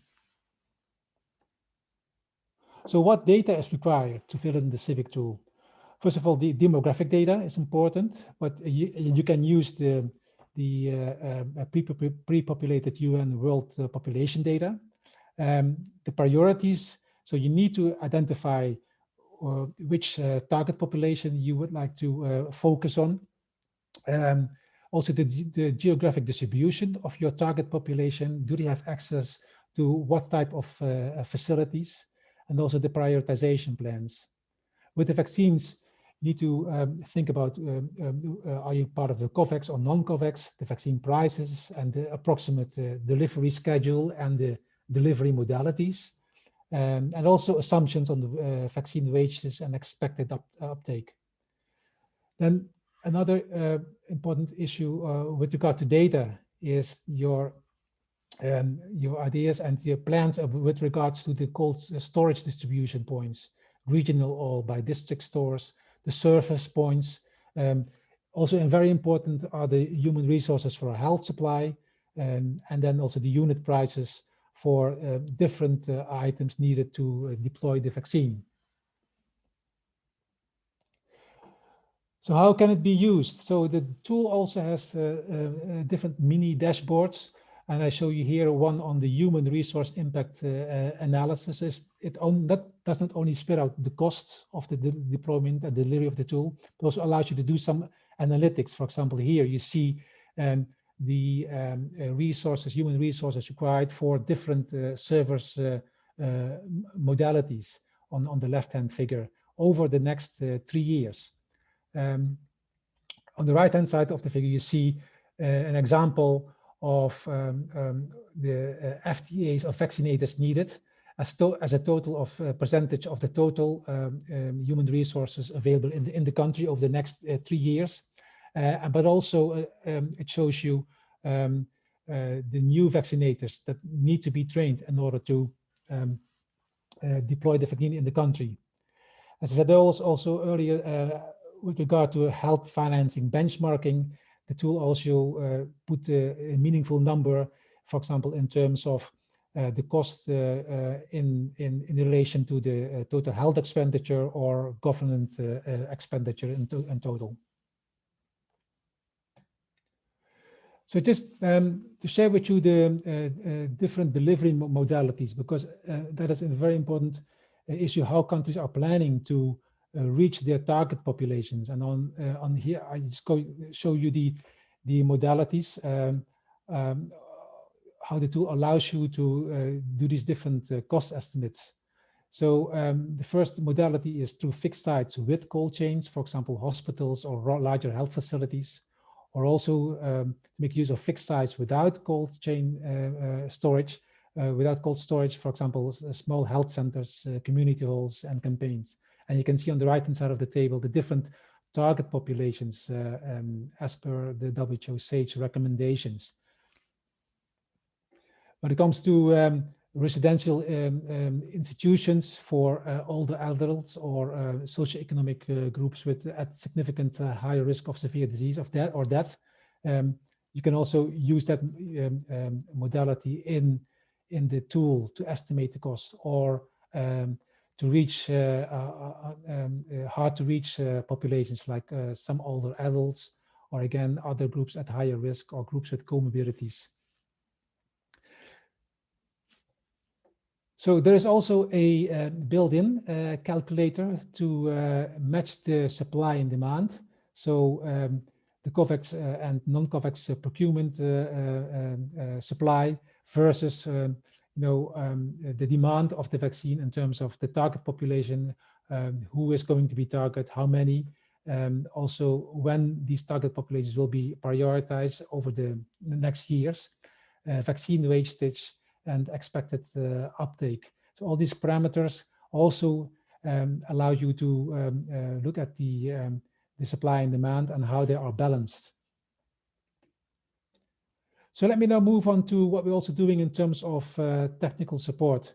With partners, we have been received requests for the use of the tool and also some support. So we have done so far since January global trainings and regional, sub-regional trainings, but also having country level trainings and remote support. And so far, when you look at the African region, we have provided technical support in different ways. So light support to transfer data, to have standalone questions via email, but also we have kind of the medium support to walk through the Excel sheet, through calls, or more heavy kind of support, significant support through numerous calls and discussions, and leading countries through this spreadsheet together with partners and trying to understand what the issues are in order to estimate the cost. So let me finish with some concluding remarks.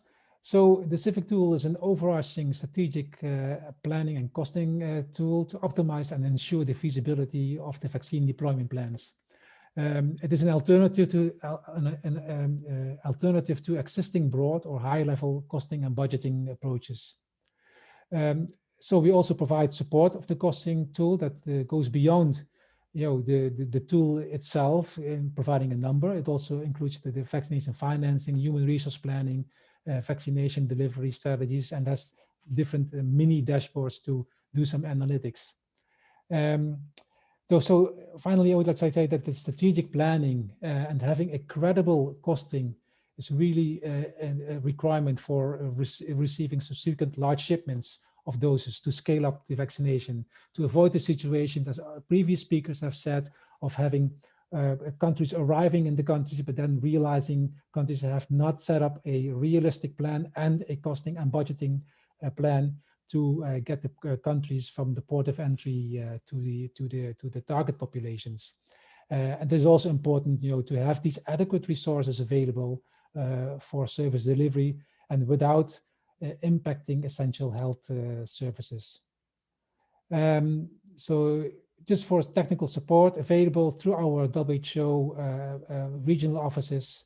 And on the right-hand side, you see who are involved in the core team. And some of the core team members of the Civic tool are also online. So let me hand back to you, Joanna, and happy to take any questions. Thank you.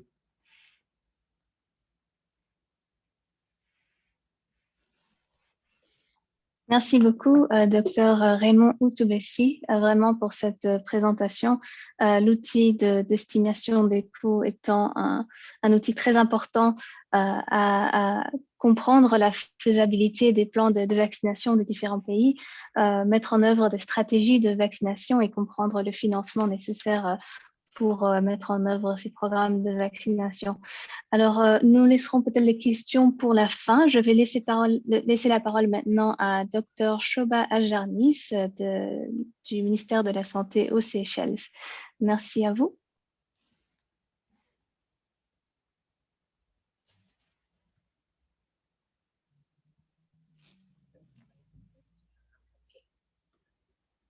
Thank you very much, Joanna. And first, I would like to thank CAP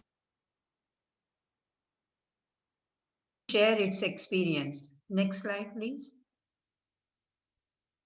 Next slide.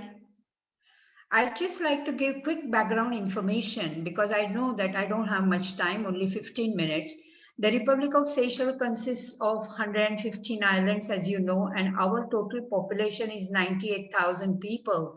But only 3 islands have got significant permanent population, and 27,000 people are below the age of 18 years. So to achieve the COVID-19 herd immunity through vaccination, we have to give between 60 to 70% of our population should be vaccinated. Therefore, Seychelles calculated its target population for vaccination around 70,000 people, since all COVID-19 vaccines available at the conceptualization of the deployment plan were indicated for people above the age of 18 years. Not a single vaccine has been developed yet below the age of 18 years. Next slide, please. Most of the COVID-19 vaccines are given in 2 doses about 28 days apart.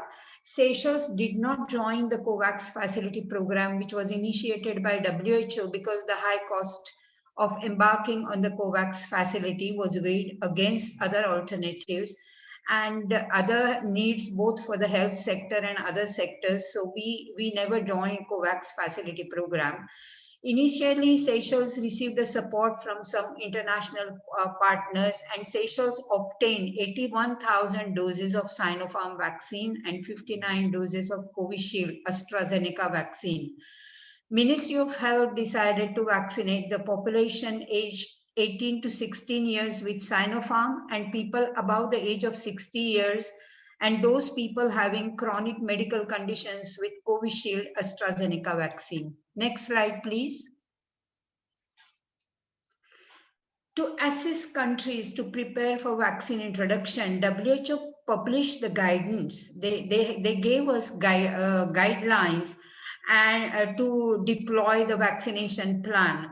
So Seychelles established a technical working group, national technical working group in early December to develop the COVID-19 vaccination rollout plan. And what we did, according to WHO's guidelines, we immediately established 7 thematic groups. And these thematic groups were procurement of vaccines, supply and cold chain management, prioritization of target groups and surveillance. Next slide, please. Human resources and training, risk communication, social mobilization and health promotion, and adverse events following immunization, that is AFI, and vaccine safety issues, and then lastly monitoring and evaluation. So these 7 thematic groups were established with the leaders of these 7 thematic groups who also had some members in their groups, and they were asked to do the planning and costing of their portfolio. Next slide, please. So this COVID-19 vaccine development plan outlined the processes and activities involved for safe delivery of vaccine and ancillary items to protect the vulnerable population during current COVID-19 pandemic.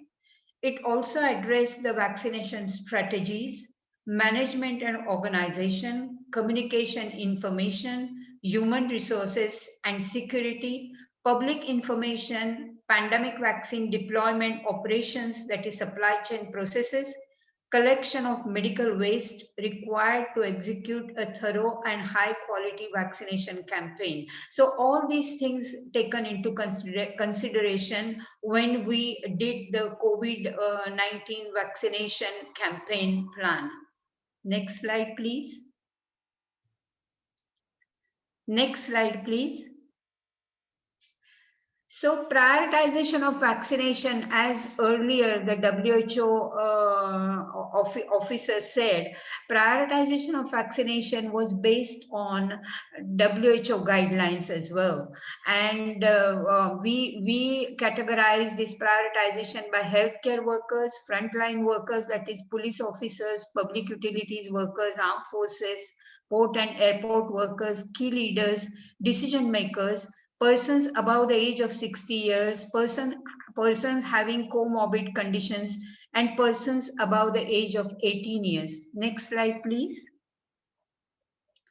So overall management of COVID-19 2021 vaccine deployment and subsequent campaign is going to be managed by EPI unit. It is actually managed by EPI unit under the direction of National Technical Working Group, and the development and communication strategy is being done in consultation with COVID-19 Vaccine Introduction Committee, that is Technical Working Group, and we costed that that particular area for Seychelles rupees 50,000. At the end, I'm going to talk about how we have done that and in dollars as well. A vaccine deployment training planning workshop was also held for all staff involved in the process before commencement of our vaccination campaign, and for that we budgeted 15,000 Seychelles rupees. Stationaries and internal printing, we budgeted 400,000 Seychelles rupees, which included posters, brochures, vaccination cards, fact sheets for health workers, and fact sheets for general population. And total budget was 465,000 Seychelles rupees. Next slide, please. For communication and public information, any major immunization campaign in communication and information is very, very critical for the success of the campaign, because we have to share the accurate information about the vaccine target groups, adverse events following immunization, because public needs to know everything when the vaccine arrives. What about cold chain? So in our healthcare setting, mobile phones, internet and landlines were the preferred form of communication. Before the vaccination campaign, actually in last year in March, we started having this 141 phone line also, specially dedicated for COVID-19, that anybody can phone on this phone line and the person will get all the accurate information. A brief information sheet for all health professionals covering all aspects of COVID-19 vaccine and cold chain requirement was given, because it is very essential to ensure the standardized information to be given to all healthcare workers at any given time. Next slide, please.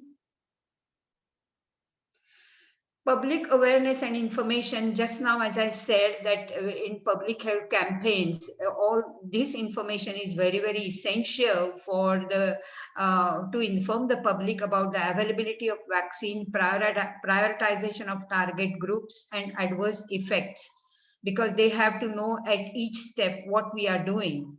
In addition to this, funding is also needed for a large public awareness campaigns such as utilizing television, radio, print medias, and this was budgeted 800,000 Seychelles rupees, because TV spots also cost money, TV programs cost money. Next slide, please. All nurses involved in vaccination campaign had undergone training before starting of the campaign, and these nurses also were responsible for data reporting, AEFI reporting, and any other concerns on the field. 8 vaccination teams were deployed for a campaign on Mahe, 7 on Mahe, that is our biggest island, and 1 team on Prale and Ladi. These are the small islands.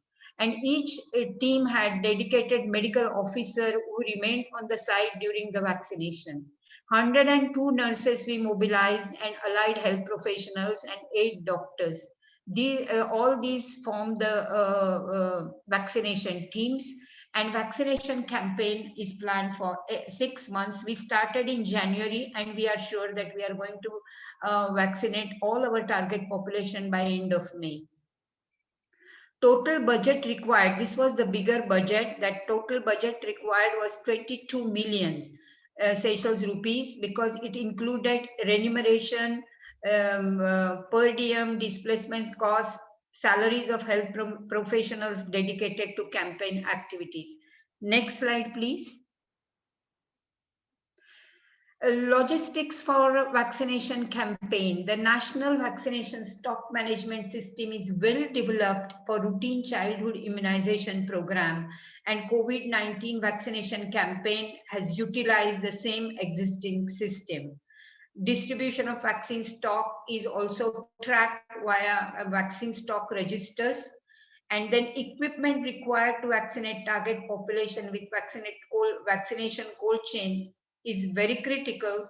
Vaccine transport and storage requirement in all forms need to be procured, deployed whenever it is needed, and total budget, which included refrigerator containers, fuel for transport, was 750,000 Seychelles rupees. Next slide, please. Supply chain and cold management also, as I said previously, that vaccine carriers, thermometers, freeze tags, safety boxes, vaccine refrigerator, we procured all of them before the arrival of the vaccines, and total budget required was 420,000, including vaccine fridges, as I mentioned everything just now, safety boxes, auto-disable syringes, and thermometers. This Sinopharm vaccine came with a pre-filled syringe, but the Covishield vaccine, we had to procure auto-disable syringes. Next slide, please. Adverse effects following immunization and vaccine safety. This is also a very, very important thing, that we have a well-functioning AEFI committee. And when any AEFI is or adverse event is suspected by a doctor or a nurse during COVID-19 vaccination campaign, It was notified to EPI program manager and investigated by AFI committee as and when required. All AFI committee members are trained on AFI caused by COVID-19 vaccine by WHO. Total budget required for AFI committee is 23,000. That is, members can go and conduct supervisory visits to various health facilities. Next slide, please. Collection of medical waste. Collection of medical waste resulting from COVID-19 vaccination campaign. Currently, we have 2 functioning incinerators in the Ministry of Health based at Seychelles Hospital on Mahe, and one is on other island, that is Besitan Hospital, Prale, and they incinerate all medical waste. Additional funding was required to incinerate medical waste generated by vaccination campaign, and we budgeted Seychelles rupees 100,000 for that. Next slide, please. Monitoring and evaluation. Monitoring and evaluation is going to be a continuous process throughout. Means we are doing monitoring throughout the vaccination campaign. The statisticians, data entry clerks are collecting, cleaning, and analyzing the data on a day-to-day basis. Vaccination data records are kept on a day-to-day basis, and final campaign report will be produced and will be published at the end of the campaign. And for that, we budgeted Seychelles rupees 5,000. Next slide, please. The budget outlined, I will show you the budget which is outlined, includes the cost of vaccines. It makes the provision for eventual booster doses of the whole population if it is necessary, but does not include the provision for vaccination of persons below the age of 18 years. And total cost of procuring vaccine, we found it was 30,271,000 Seychelles rupees. Next slide, please. So this is just whatever I have said, we have just put it into the table form. So the procurement of COVID-19 vaccines to be used in vaccination campaign, actually we have used it. It is 30,271,000 rupees. Potential booster dose, if we need to give booster dose after 12 months, because we do not know how long the immunity will last with these vaccines. So we have already made 17,640,000 for that. Management and organization is 465,000. Communication is 800,000. Human resources 22 million. Logistics is 750,000. Supply chain is 420,000, AEFI 23,000, disposal of medical waste is 100,000, monitoring and evaluation is 5,000, and total budget required was 72,474,000 rupees. So in US dollars, it comes 3,451,143 US dollars. This is actually the end of my presentation, but I would just like to give you quick report or statistical report how much we have vaccinated up till now. So till 10th of April, 94% of target population had first dose of vaccine, 62% had second dose of vaccine. And if you compare with total population, that 67% had first dose and 44% had second dose.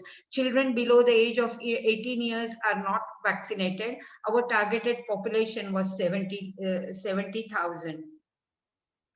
And quickly, I just would like to say that our cumulative cases of COVID-19 are 4,528, recovered 4,237, still active cases are 267, health workers affected were 291, and we had 24 deaths up till now.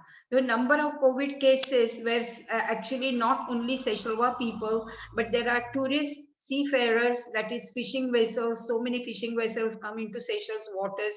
So seafarers, cargo liners, general population, and health workers. So this is the end of my presentation. So our vaccination campaign will go till end of May. And I would like to proudly say that we are the second country in the world who have covered the population, 92% of target population after Israel. Thank you very much.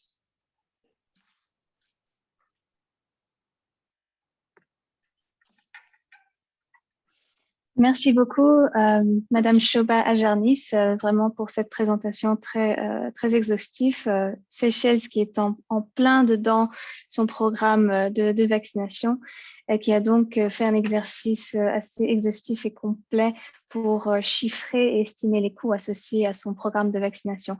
Alors, donc, on va tout de suite passer la parole à Monsieur Alex Amankwa, qui est ici parmi nous, qui va nous présenter un peu plus sur l'expérience du Ghana, et ensuite on passera à quelques questions pour nos présentateurs.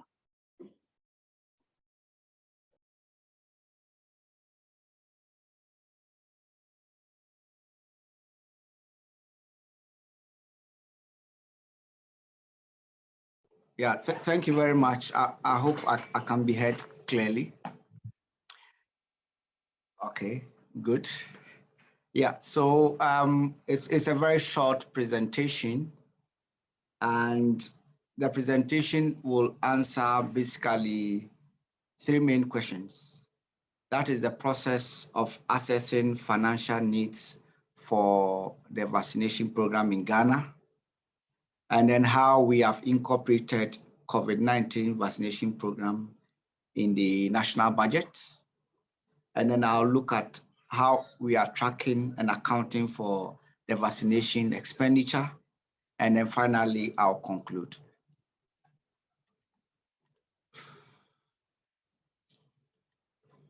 So the first issue is the process of Ghana assessing the financial needs for the vaccination program. Basically, our vaccination program is part of the structures that we have already put in place in dealing with the COVID pandemic. We established a COVID-19 National Trust Fund to raise funds to deal with the pandemic. And then we had other sources of funding, including support from the World Bank and also with our budget allocations to deal with the pandemic. We have key stakeholders involved in dealing with this pandemic. We had Parliament playing a key role, our political parties, media personnel, community leaders. We even work with faith-based organizations and some selected NGOs. They are examples of stakeholders that have been involved in the fight against the pandemic. One of the areas we need to realize is that the scale of this pandemic also deepened strategic partnership between the state and the non-state actors, especially the private sector, because the issue of the pandemic was seen as a national issue. So all parties came on board for us to deal with the pandemic. And these are part of the processes that we use to assess the financial needs for the vaccination program in Ghana. If you look at our 2020 mid-year review program, which is loaded on the Ministry of Finance website in Ghana, particularly paragraphs 326 to 386, you will identify all the COVID-19 budgetary response and mitigative measures that government has put in place since the year 2020. In terms of the costing, the cost of the vaccine was provided by our Ministry of Finance. And then they had already done some consultations with the immunization department. And then they have support from Gavi, the Vaccine Alliance, using global cost of the vaccine. So the Ministry of Health presented the cost to the Ministry of Finance, and the Ministry of Finance further aligned it as part of our 2021 budget. Ghana presented its 2021 budget to Parliament on the 12th of March 2021, mainly because last year was an election year, and from our laws, we could present the budget in the year because we didn't know who will have been the president in the year 2021. So the 2021 budget was presented in March. So before March, we were using what we call expenditure in advance of appropriation. And then within the budget statement, if you look at our budget statement for 2021, we made provision of almost 1 billion Ghana cedis to cover for the COVID-19 vaccines, both operational and procurement costs. If you convert it at the current exchange rate, it's about $165 million US. Because government plans to immunize about 20 million Ghanaians out of a total population of about 30.4 million by the year end. The cost of the Ghana COVID-19 vaccination program is additional to the support we were getting from COVAX, APC, M-Pharma, and then we intended to procure about 42 million vaccines before the year of the end 2020. So we also have some recurrent costs associated with the vaccination, and these have all been budgeted for. But if you look at our 2021 budget statement, government introduced a levy, which we call COVID-19 health levy. It was a 1 percentage point increase. We already have a national health insurance levy. So we increased the national health insurance levy by 1%. And then we have VAT rates in the country already. There's a standard VAT rate and there's a VAT flat rate as well. So we increase the VAT flat rate by 1 percentage point just to make additional funding available to deal with the pandemic. This is based on cost sharing facility where we are realizing that we are all coming on board to help fight this pandemic. So in addition to other sources of funding that we had, the 2021 budget from the government introduced a 1 percentage levy increment in our already existing health levy and a 1% in the VAT flat rate. The COVID-19 program, the vaccination program, was incorporated into the national budget as part of our regular processes. So if you look at the 2021 budget, which is also available on the website, if you look at paragraph 254 of the budget statement and the economic policy of government for the year 2021, some of the measures being implemented to deal with the pandemic are addressed there. I had just a short while for this presentation, just a few minutes, so I'm just referring you to that document for those interested in looking at in detail the measures that government has put in place. So, however, if you look at our budget statement, the vaccination program has not been included in the medium term. However, other COVID-related expenditures, such as we introduced what we call the COVID alleviation and revitalization of enterprises program, the CARES program, and then we had some provision for health infrastructure. All of this has been covered in the medium term in terms of our budget allocation, but the vaccination program was mainly for the year 2021, and we are hoping that by the end of the year, we have over 20 million Ghanaians vaccinated against COVID. Just a minute. Hello, sorry, I was on mute.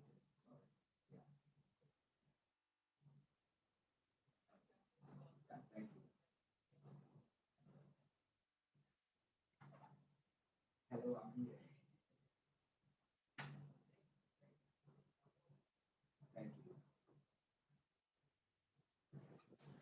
Yeah, sorry. There was an issue here. So we didn't introduce any new expenditure lines specifically for COVID management. The COVID health levy is to be used for the entire containment measures, including some reliefs, and not only related to the vaccination program. So we are handling the vaccination program separately from the regular expenditure pattern of the Ministry of Health. We have our Ministry of Health that had a special COVID-19 response budget, which is different from the vaccination program itself. How do we track the expenditures for our COVID-19 expenditures? The tracking of our COVID-19 expenditure is such that we have introduced budget lines related to the COVID-19 expenditures, And we've assigned special codes in the Ghana Integrated Financial Management Information System, that's GIFMIS budget model, to enable tracking of these expenditures. So in our budget lines, in our budget system that we use in the country, we have created a special coding system for all the budget lines related to the COVID-related expenditures. And because they have special codes, we're able to track and then look at the expenditure patterns as against what has been budgeted. To limit corruption and waste in place, government is using its own internal, we have our own internal mechanisms that apply to all our budget lines. We have our public financial management law, and then we have budget implementation instructions that specify checks and balances related to government expenditure. So we are not treating the COVID expenditures in any special way from what we usually do. Our usual checks and balances for the entire budget execution applies to the COVID expenditures as well. So to conclude, lessons learned that can be applied from Ghana includes the fact that government's ability to facilitate rapid response to the crisis by prioritizing expenditures and enhancing revenue mobilization, as well as taking advantage of opportunities that existed. Government has accelerated the revision of some financial laws to secure resources to address the impact of the pandemic. We had what we call fiscal responsibility rule that says that the government deficit as a percentage of GDP, budget deficit as a percentage of GDP should not exceed 5%. We had to suspend that rule mainly because within the pandemic, government had to rake in some revenue, rake in some resources, and our budget deficit went beyond the 5%. So we need to modify. This is just an example of the laws, some of our financial laws. We established a COVID-19 National Trust Fund to raise extra resources to deal with the pandemic. And then we put in place mechanism to track our COVID-related expenditures. Like I said, we had the codes, and then we should be able to use the codes to track and modify and track our expenditures. And then we are very confident that government's measures put in place will help address this pandemic successfully. So this is the end of the presentation. Thank you very much. Merci beaucoup, Alex, pour la présentation et l'expérience du Ghana. Alors, je pense qu'on n'a pas beaucoup de temps pour des questions, mais on pourra davantage en parler pendant les séances de discussion de groupe cet après-midi. J'aimerais reprendre une question peut-être qui a été posée tout à l'heure par Logan Brenzel de Bill and Melinda Gates Foundation, qui est peut-être pour les trois présentateurs. C'est comment est-ce que les pays ont en fait géré l'incertitude concernant les prix des vaccins, le nombre de vaccins disponibles via par exemple COVAX dans leur budget, dans votre budget gouvernemental et dans le budget du secteur de la santé pour cet exercice de 2021-2022. Donc je commencerai par Dr Raymond. On est l'Organisation mondiale de la santé ayant travaillé avec plusieurs pays dans le chiffrage des coûts. Comment est-ce que vous avez donc géré cette incertitude par rapport au coût des vaccins et doses disponibles?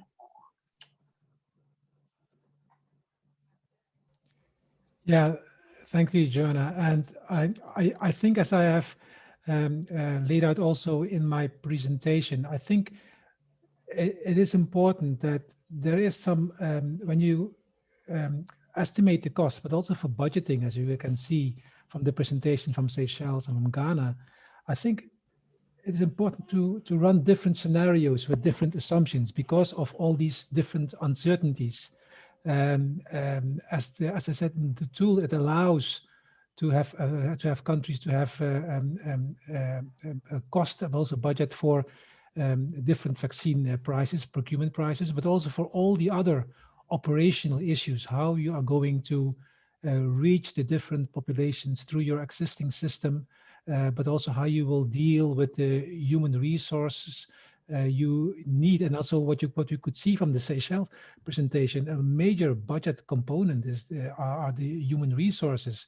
How are you going to deal with this? And all these uncertainties, you need to have a kind of a tool that not only provides you with an overall number with a total cost, perhaps based on the back of the envelope calculation, but also you need to have some structured way and a comprehensive way of estimating and taking into account all these uncertainties with regards to vaccine price, for example, as Logan said, but also with regard to the supply. We have in our tool this dashboard, to balance demand and supply in the tool, because it's not only for costing for now, it's also you need to prepare yourself over the coming years, where we will see there will be more variants. You might have to revaccinate. You want to scale up in your country.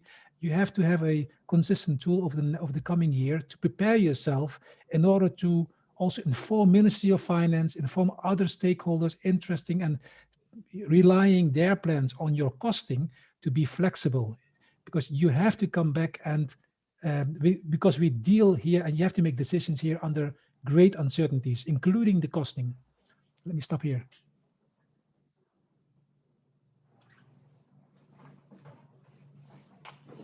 Merci beaucoup pour cette réponse. Donc, peut-être je donne la parole à Madame Shoba Ajarnis par rapport à l'expérience des Seychelles. Alors, est-ce que plusieurs scénarios ont été utilisés lors de l'estimation des coûts et quelques flexibilités accordées à cet exercice pour pouvoir faire face à cette incertitude, disons comme ça? Yes, I would like to answer this question. That in my presentation, I already said that we are already doing now another planning or budget for our booster dose, because we need to give booster dose after about 12 months to the whole population. And when the vaccine is available below the age of 18 also, between the age, because they are already doing some research between the age of 4 and 18. So we need to also have a budget for these children who are below the age of 18. And again, we have to do the whole exercise again for human resources, again like a campaign, another campaign. So we are already taking steps to do that. And I would like to say that with our president, there is always a contingency fund, and that is $5 million every year. President, they keep it as a contingency if there is any emergency, not only for the pandemics, but any emergency in the country. So we are allowed to delve in that funds as well.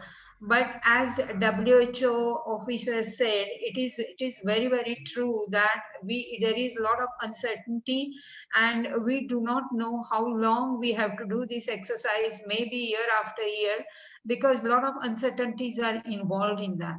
So we are prepared for that, and we are taking steps on that direction. Thank you. Merci beaucoup. Alex, est-ce que vous avez des perspectives à partager? Yeah. Okay, right. Thank you, Joanna. So basically, as you mentioned earlier, there's a lot of uncertainties related in dealing with the funding for the vaccine and the pricing issues. We had something similar to what Seychelles just shared. We had a contingency fund. So in the year 2020, we had to go to Parliament to modify our laws to be able to access resources from the contingency fund to deal with the pandemic generally, not only the vaccines, the pandemic generally.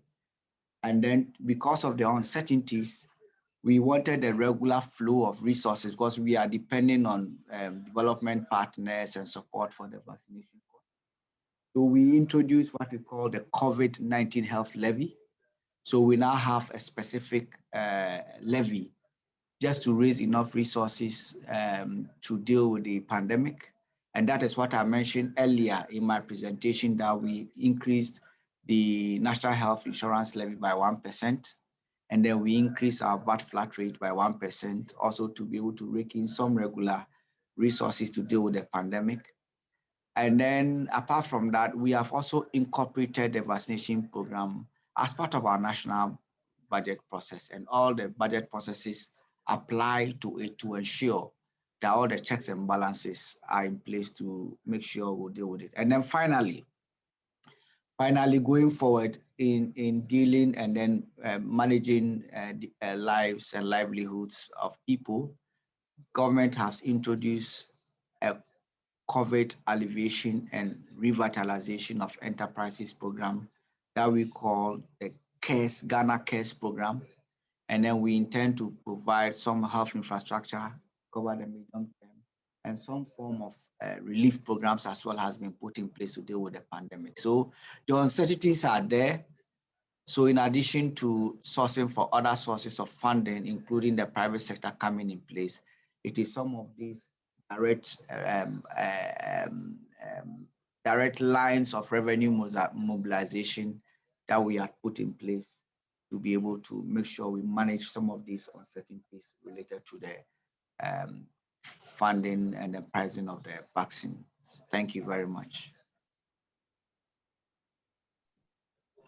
Merci beaucoup, Alex. Alors, malheureusement, on en vient au bout de notre temps pour cette séance. Il y avait une question assez intéressante aussi de Daniel pour comprendre comment les pays ont budgétisé d'éventuels passifs éventuels et maintenant, par exemple, des effets secondaires adverses qui peuvent se dérouler à la suite du programme de vaccination. Mais peut-être que c'est une question qu'on pourra reprendre lors des groupes de discussion de cet après-midi. Donc, pour conclure, merci encore une fois à nos trois panélistes. Je pense que c'était une séance très intéressante et qui a donc démontré l'importance de la détermination des coûts et la budgétisation des programmes de vaccination qui nécessitent donc d'informations très crédibles sur les différentes composantes du programme, donc que ce soit le vaccin, l'aspect ressources humaines, la gestion de la chaîne froide, la logistique et la distribution, les campagnes de sensibilisation, le suivi du programme. Et donc, cet exercice dépendra beaucoup des modalités de financement, des modalités de livraison, du nombre de personnes vaccinées. Alors, on a pu aussi entendre qu'il y a quand même un peu d'incertitude dans cet exercice de chiffrage et de budgétisation, donc de l'incertitude face au coût des vaccins, face à l'efficacité potentielle des variants, du vaccin face aux différents variants, donc qui peut-être demandera un programme sur le long terme. Donc, discussion très intéressante et qui demandera certainement des systèmes de gestion des finances publiques assez flexibles pour faire face à ces incertitudes. Donc, merci encore à nos panélistes. Et avant de clôturer cette séance, nous avons en fait une enquête en ligne qu'on aimerait donc administrer en direct. Je pense qu'on a 3 questions qui vous seront posées à tous les pays participants. Alors, je pense que ça se fera d'abord en anglais et ensuite en français. On n'analysera pas les résultats pendant cette séance, mais ils seront présentés lors des séances de groupe de cet après-midi. Alors, Daniel, je ne sais pas si les pays voient le questionnaire dans leur écran. Est-ce que je peux te donner la parole pour faciliter le questionnaire? They should be coming up shortly. I'm Chad or Kim. I don't know if we have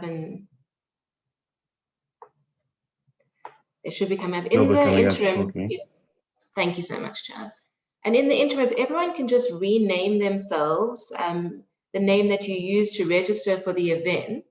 So if you click on your name to the right where it says participants, and you click more, and then you click rename, you've responded. So this is obviously more for country delegates than for our development partners. Thanks very much, everyone. And then once you've submitted that, you can just have a few minutes break and we'll restart at 12:40 GMT +2. Thank you.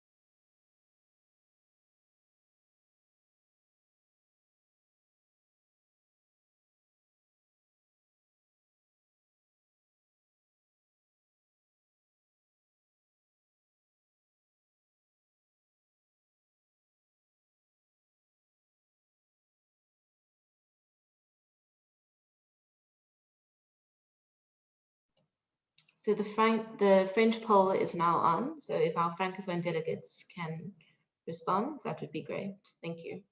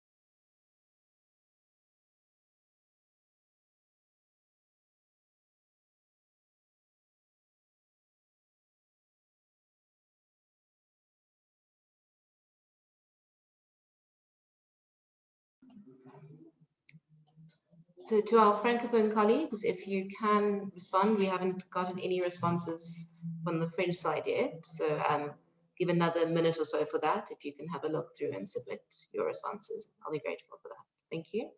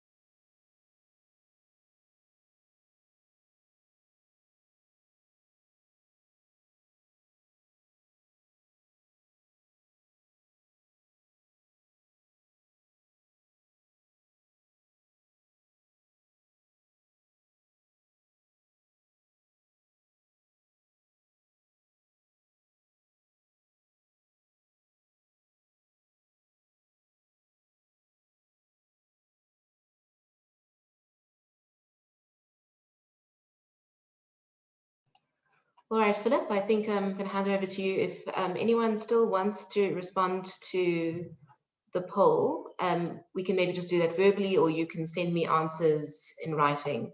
But we're going to move ahead to session 3 on financing for the vaccine. Over to you, Philip. Perfect. Thank you so much, Danielle. So it's a great pleasure for me to be able to moderate this session, which I think is going to be super interesting and of course follows hot on the heels of the very, very useful discussion that we just had on the budgeting question. We think of these, of course, quite deliberately as separate concerns and separate challenges. Budgeting for something is different than financing for something, but now that we've successfully reached a stage where hopefully there is something akin to a price tag for our vaccination rollout, we are now faced with the next big challenge, which is how are we going to pay for this? And I'm delighted to be joined by an excellent panel that is going to elaborate this in the next hour or so. First, we're going to have our very own Danielle, who is, of course, the brains behind this entire operation anyway, who is going to walk us through some of the work that Cabri did in the run-up to this. We are then going to hear from Mark Fletcher, who is going to speak for the National Treasury of South Africa, and then Pamanand Marwa, who is from the Ministry of Health and Wellness in Mauritius. I will try and keep you on time. My children the other day broke one of the clocks that we have in our house. It serves no purpose, but if once you're about a minute away from your presentation time, I will just start waving this into the camera and hopefully you're going to notice. And so without further ado, I'm going to pass it on to Danielle. Danielle? Thanks so much, Philip. So I'll just be running essentially through the financing options that countries have at their disposal. And I think the English version should be coming on. Okay, I only have French on my side, but I'll just start briefly by saying that this is included in the discussion paper we sent round, but and we've already said the countries pretty much exclusively appear to be relying on grants and development loans and donations at the moment, but that it's just not going to be enough, and the countries will have to use a mix of financing options. So we can go to the next slide, the first slide. After the cover page, perfect, thanks. So this in front of you is just essentially a summary of the main sources of financing currently available for COVID-19 vaccination programs. And it's broken down by whether they are domestic or external and whether they are publicly or privately funded. So in the upper left quadrant, we have domestic public financing sources. And the first one here would be tax hikes and levies. So this can be levies on specific goods and services or more generalized tax increases. We heard from Ghana in the previous session that they've adopted both a 1% health levy and a 1% increase in their VAT rate. And I know in South Africa, where I am, non-governmental organizations are also calling for an increase in the sugar tax from, I think it's 11% to 20% to help South Africa pay for the COVID-19 vaccine. And there's also countries, like we heard from Egypt as well, the 1 year, 1% corona tax on salaries, and that's a more general tax. But yeah, that's one option. I mean, there are equity considerations in some cases, but yeah, that's an option. Then we have budget reprioritization, and this is simply reallocating already programmed funds, either from other sectors to the vaccine programs or from within the health sector to the vaccine program. And we've already seen countries have reallocated program funds throughout the response. Obviously, fiscal space is limited, so we have to move within the envelope that we have. And we would expect this to be the case for financing the vaccine, but we can't really tell because information is so limited. But what we can see is that that isn't really the case at the moment. Then we have social health insurance, and this can be an efficient method of financing vaccine services. But obviously, as we know, social health insurance schemes are not well established on the continent. And there's a lot of cost and lead time to establish these programs. So it's unlikely to be a viable short-term method of financing COVID-19 vaccination programs.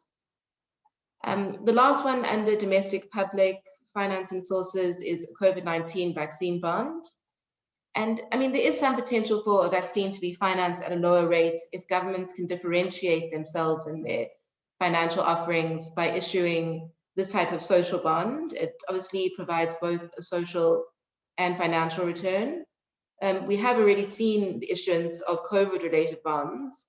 Indonesia issued one last year and Peru, but not specifically to purchase a vaccine, but that could still be an option.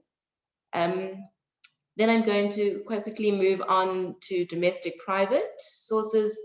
The first one would be user fees, which maybe isn't the most politically attractive option. I mean, most governments want to be seen to be handing out the vaccine to their full population, residents and citizens, but it is another alternate source. So this is obviously self-explanatory. Consumers are charged a fee for vaccine services. So Vice Minister Kutschuk did, I think, indicate that Egypt has indicated that citizens who can afford to pay will be asked to pay, but it'll be at a subsidized price. So that's one option. Then there's private health insurance. And private health insurance, throughout the crisis, we've seen public-private partnerships emerging, and where public and private sectors are pooling resources and sharing risks. South Africa, again, is using a public-private co-financing arrangement whereby private medical insurance providers are essentially subsidizing government's purchase of the vaccine. And with the Namibian government, our neighbors have also called upon medical aids to support their vaccine programs. But then lack of developed private insurance markets across most African countries limits this as a source of financing anyway. Then there's national solidarity or vaccine funds. And we've seen throughout the pandemic that governments have set these up and been channeling private sector funds and philanthropic funds to these funds. And they can now be used to finance the vaccine. South Africa used their funds to pay their 15% down payment to COVAX. And I mean, this is a sensible investment for the private sector. They've obviously been hit hard by the pandemic and want to get things up and running, so it makes sense. And then we can move on to, I've realized I'm going through this quickly, but I think the other presenters will have a lot more interesting stuff to say, so I want to get through mine quickly. Then we have external public. Obviously, given limited fiscal space, external funding is going to continue to play a central role. And here we have broadly project grants, in-kind contributions, bilateral, multilateral, and these will continue playing a significant role as they have in other health crises. Interestingly, only the World Bank has actually specifically issued an earmarked financing for the vaccine, their 12 billion facility. But there's obviously potential to reallocate existing grants and loans for vaccine financing. We've also seen bilateral donations of vaccines. Seychelles, who's done so incredibly well, was able initially to commence their vaccine program thanks to donations, I believe, from the UAE and India. Then we have advanced marketing commitments, or AMCs. And this is essentially a legally binding contract for a specific amount to subsidize the purchase of an unavailable vaccine. So this obviously applies here where this is an unknown virus. So we've now seen donors subsidize developing countries. And once a certain amount is reached, manufacturers have then benefited from the subsidy. They're then required to sell the vaccine to developing countries at an affordable rate, or even provide access to the technology. And one example of an AMC that you'll obviously all be very familiar with is the COVID-19 Vaccines Global Access Initiative, or COVAX. And they're using an AMC to provide access to actually 46 African countries, so 92 countries in total. Then we have an advanced purchasing commitment, which is similar to an AMC, but here the technology already exists, but essentially you're providing a commitment to buy a particular volume at an agreed upon price. And this we'll hear more about tomorrow from the African Medical Supplies platform. But this has been used by the African Union's COVID-19 African Vaccine Acquisition Task Team. And they're using an APC through Afri-Exim and have secured $2 billion worth of vaccines through Afri-Exim. Finally, under this section, there's debt relief. This could be both external, private, and public, so I've included it in both. And we've got a paper that we'll send to you in the coming weeks called "It Takes a Pandemic, Debt Relief in Response to COVID-19." And this briefly refers to how you can create linkages between debt relief and COVID-19 health spending, particularly vaccines, by using instruments such as debt to health swaps. And then finally, external private, I've written here contributions and in-kind contributions from manufacturers. So yeah, we've already covered the latter two, so I'll just go on this. So this is, governments can actually choose to negotiate with pharmaceutical companies for earlier and cheaper access to vaccines, simply by holding clinical trials or producing the vaccine domestically. So we know that the Africa CDC is having a conference on this topic at the moment, looking at how to increase Africa's manufacturing capacity. And Kenya, South Africa, Morocco, Egypt have also opted to negotiate with pharmaceutical companies by holding clinical trials. Morocco, for example, received priority access to 10 million doses in exchange for its participation in trials of the Sinopharm vaccine. And yeah, South Africa has also received access to Johnson & Johnson vaccine by producing it locally. Philip, I believe I stuck to my time. I didn't see any waving clocks being shown, so thank you very much. Thank you so much, Danielle. Yes, you're right. This was exactly bang on time, so that's fantastic. This is the mark that has now been set for everybody else to follow through on. And that means that I'll pass the baton on over to you, Mark, so that we can hear about the financing mix for South Africa's vaccine rollout. Okay, good morning to everybody, and thanks very much. It's great to share a bit of our experience to date. I think the colleagues were going to project the presentation from your side. Is that correct, Danielle? That is correct, Chair. Great, thank you. All right, so my name is Mark Bletcher. I work in the National Treasury in South Africa. You can move to the next slide. I'll talk you through rapidly how we finance the vaccine in South Africa to date. The vaccine is very much seen as the most important macroeconomic factor in budget 2021. And besides financing, sorry. sure what that background noise is. Talk a bit about costing and interaction with the private sector. And next slide, please. All right, so I know you covered this in your very first session today, but I just want to emphasize it with respect to the South African situation, because it's the macroeconomic aspects of this is what's really informed our financing and budgetary stance to this.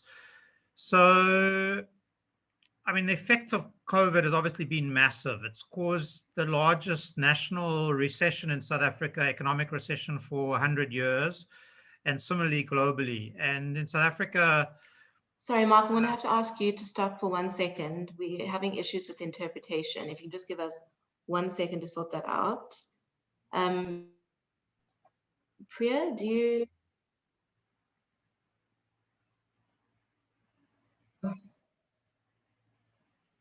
Thank you. And Mark, you can continue. Thanks so much. Okay, thank you very much. So GDP dropped by around 7% in South Africa in the 2020-21 year, which is huge. I mean, it's far more than it dropped, for example, in the 1998 recession. And this pulled through to tax revenue declining massively. And not just for 1 year, but for annually for 3 to 4 years, and a massive drop, about 130 billion per annum. And the budget deficit rose to 12% in 2021. And this lower revenue fed through to the whole spending side of the budget. So in budget 21, we ended up cutting over 300 billion of spending out of all sectors and government departments over the 3-year MTEF. So I mean, you can see from all of this, the effect of the pandemic has been massive. And so the view of our macroeconomists and our budget office was that the vaccine is actually the most important thing in budget 2021, because we have to get the economy back on track, and we can only get the economy back on track largely through getting people vaccine protection and getting workplaces to open, the economy getting back on track, and so on. So this is really, really important in our budgets. And next slide, please.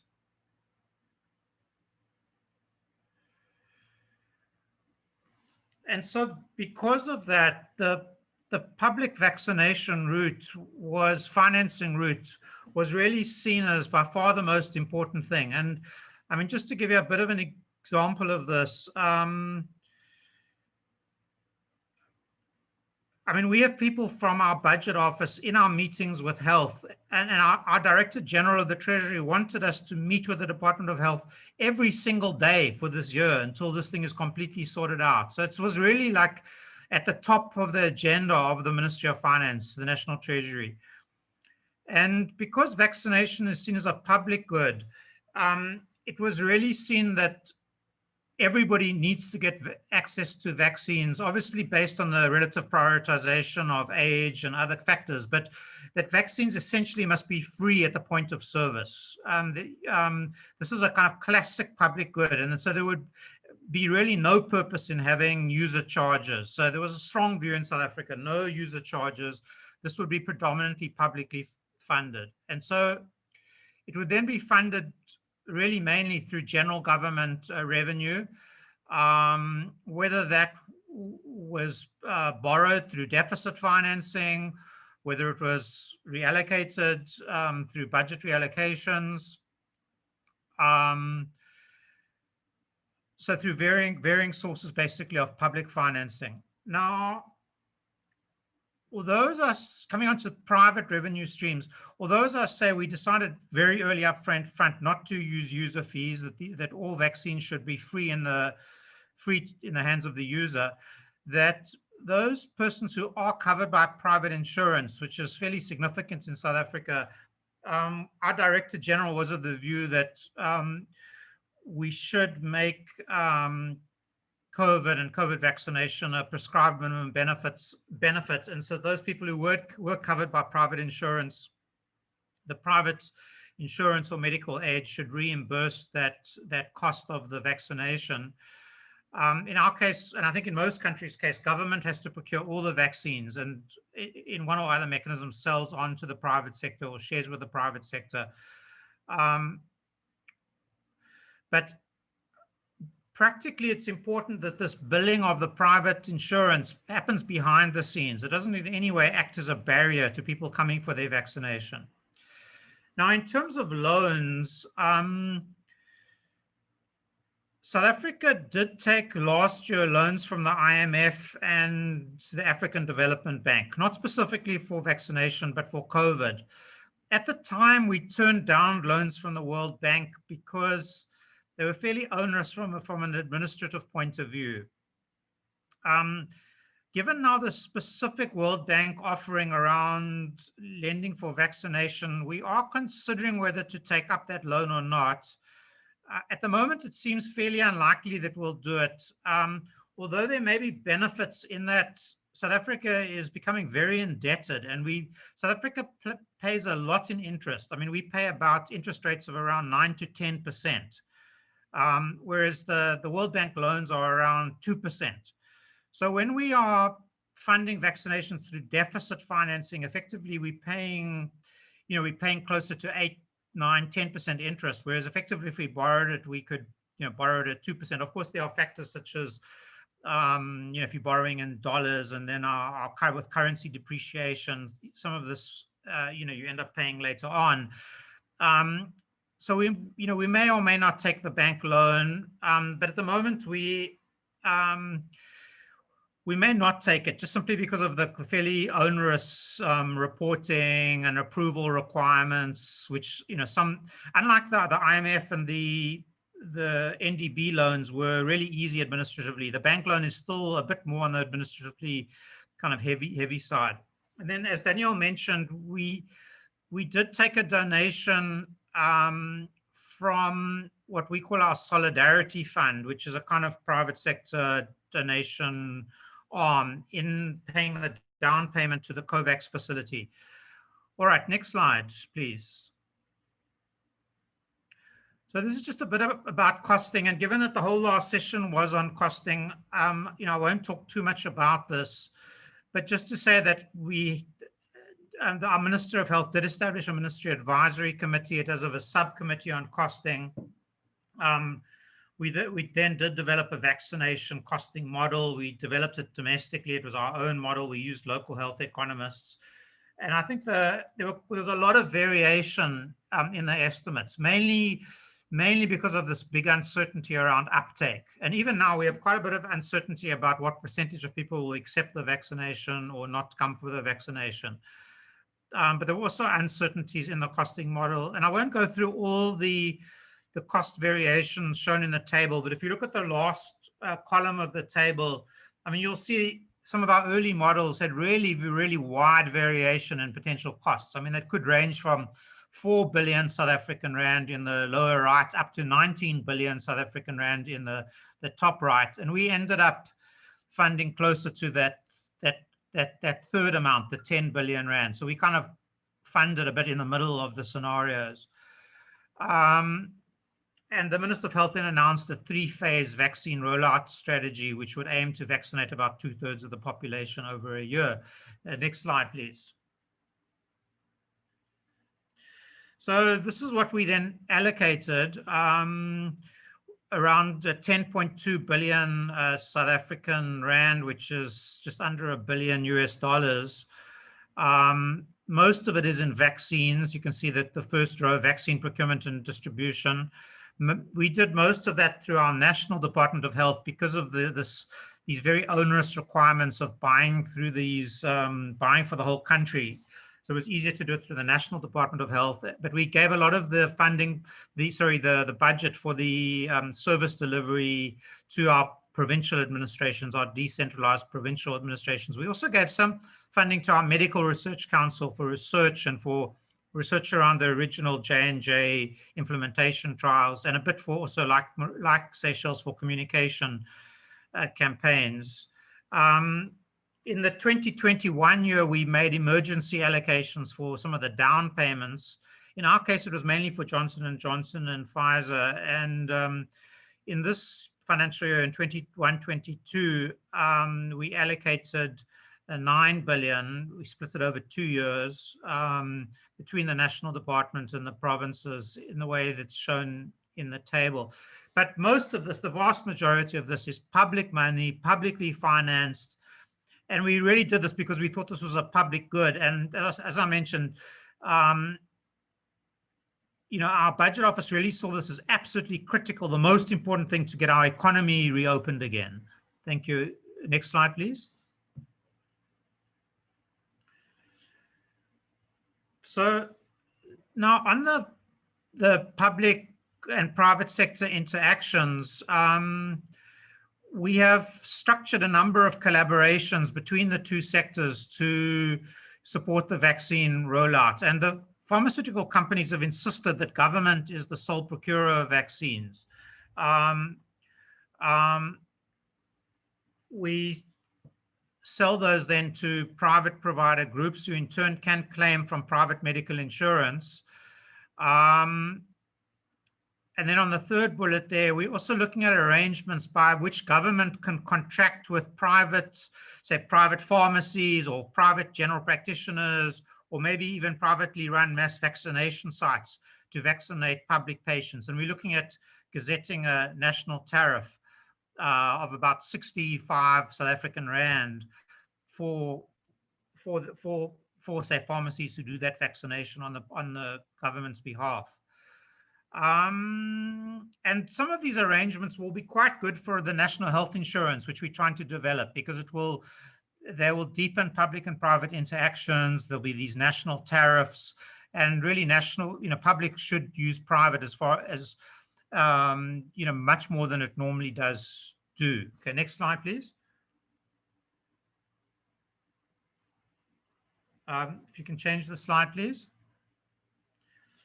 Okay, just a couple of additional points of discussion, not only on financing, but some of the issues pertaining to procurement and some of the other problems we've had in the program. So the first one has been, or the first two pertain to these really unusual issues of secrecy. And the first one is on lack of price transparency. So, I mean, it's really bizarre to have a costing model which you're working on and you're not allowed to share the prices. You know, we find this, you know, this kind of market segmentation, which the pharmaceutical manufacturers are kind of insisting on through lack of price transparency, to be very problematic. And we really believe that this requires, you know, greater country solidarity, and bodies like this, like WHO and AU and CABRI and World Bank. I mean, really, we need to look at some of the issues in these vaccine contracts. I mean, the contract secrecy itself and extremely unfair clauses, very one-sided contracts which favor the companies and are really against the interests of the countries in many ways. It requires more multi-country response. Many of these contracts have got really uncertain delivery schedules, really unfair indemnity arrangements. Of course, these requirements for setting up no-fault compensation systems.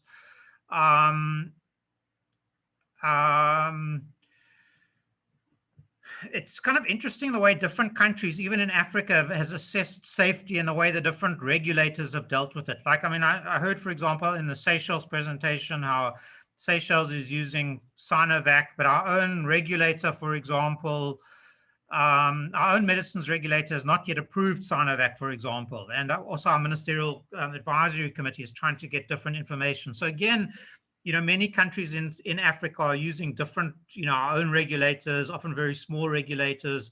We don't have a very kind of coordinated response to this.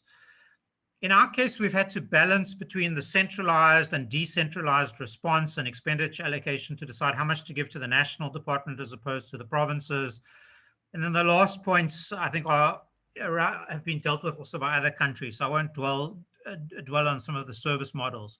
Next slide, please. So I think I'm heading to the end now, the last one or two slides. So in our case, we really have seen vaccination as a public good. So the government should really finance it predominantly, and there should not be user pay principle. We have, as I say, that, you know, allowed medical schemes to pay back for vaccines, though. It has been budgeting in a very uncertain environment. and it does require instruments for flexibility.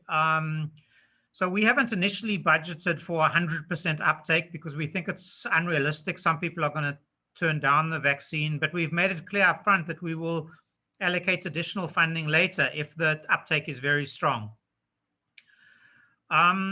The economic case for vaccines is important, and even though we have an extremely constrained fiscal environment and large budget cuts across government, I mean, it's interesting in this lives versus livelihood debates. I mean, countries such as ourselves and many of our other countries in Africa obviously have really limited ability to finance things, but in our case, we consider this is a time that we need to borrow, whether it's deficit financing, using our normal bonds, or whether we go through the bank or otherwise. Society-wide mobilization was very important, and there's been a lot of collaboration with the private sector. Also support from private companies in some of these arrangements.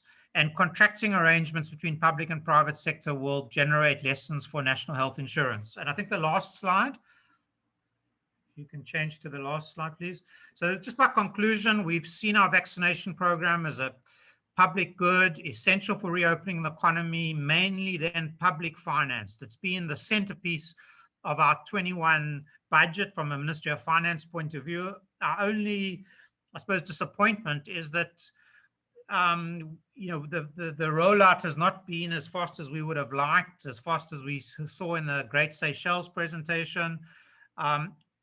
Mainly, I think this was due because of the problems of AstraZeneca resistance in our mutant strain in South Africa, which really set us back, where we couldn't use the initial doses we bought from Serum Institute in India. So we've had to pivot to new vaccines. We don't use out of pocket payments, or rather free to the user. We do have an arrangement for billing back from private medical insurances. We do use deficit financing. There are potential loans via the World Bank. Of course, Afrexim also in the AU arrangements has got a loan arrangement, although we have not taken that. We have used donors a bit through our Solidarity Fund arrangements in South Africa. There are lessons from all of this for our national health insurance arrangements. And for us also, there's this big discussions about the political economy of vaccines, the unfairness of contracts, and how we group together to try to get fairer arrangements for our countries. Thank you very much. Thank you so much, Mark. That was fantastic and really quite comprehensive. I think this should spark a fair few questions. So I would just like to remind people that if you have them, keep on dropping questions in chat. Quite a few of you have already done so, and then we'll try and come back to it at the end. It's now over to you, Parmanand, and I should also add my thanks. It's Mauritius, I think, is celebrating the start of the new lunar year today, so it's a public holiday, and we really appreciate you joining us on this occasion all the same. Thank you, Mark. Can you hear me? Yes, we can hear you fine.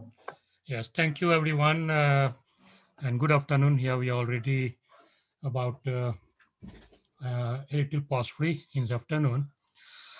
So I'm going to give you a brief outlook of what has been going on in Mauritius. As everyone is aware, the COVID-19 pandemic had severely impacted on the world economy. In 2020, global output contracted by 3.5%. Mauritius was not spared by this, and GDP fell by around 15.2% in real terms.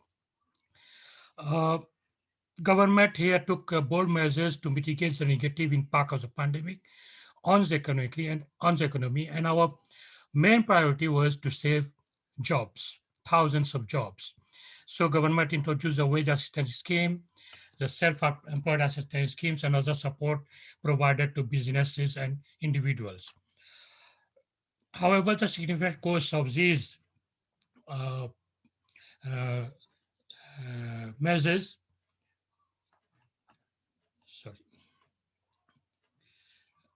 together with the shortfall in tax revenue arising from the contraction in economic activities, weighed heavily on public finances, leading to rise in public sector debt.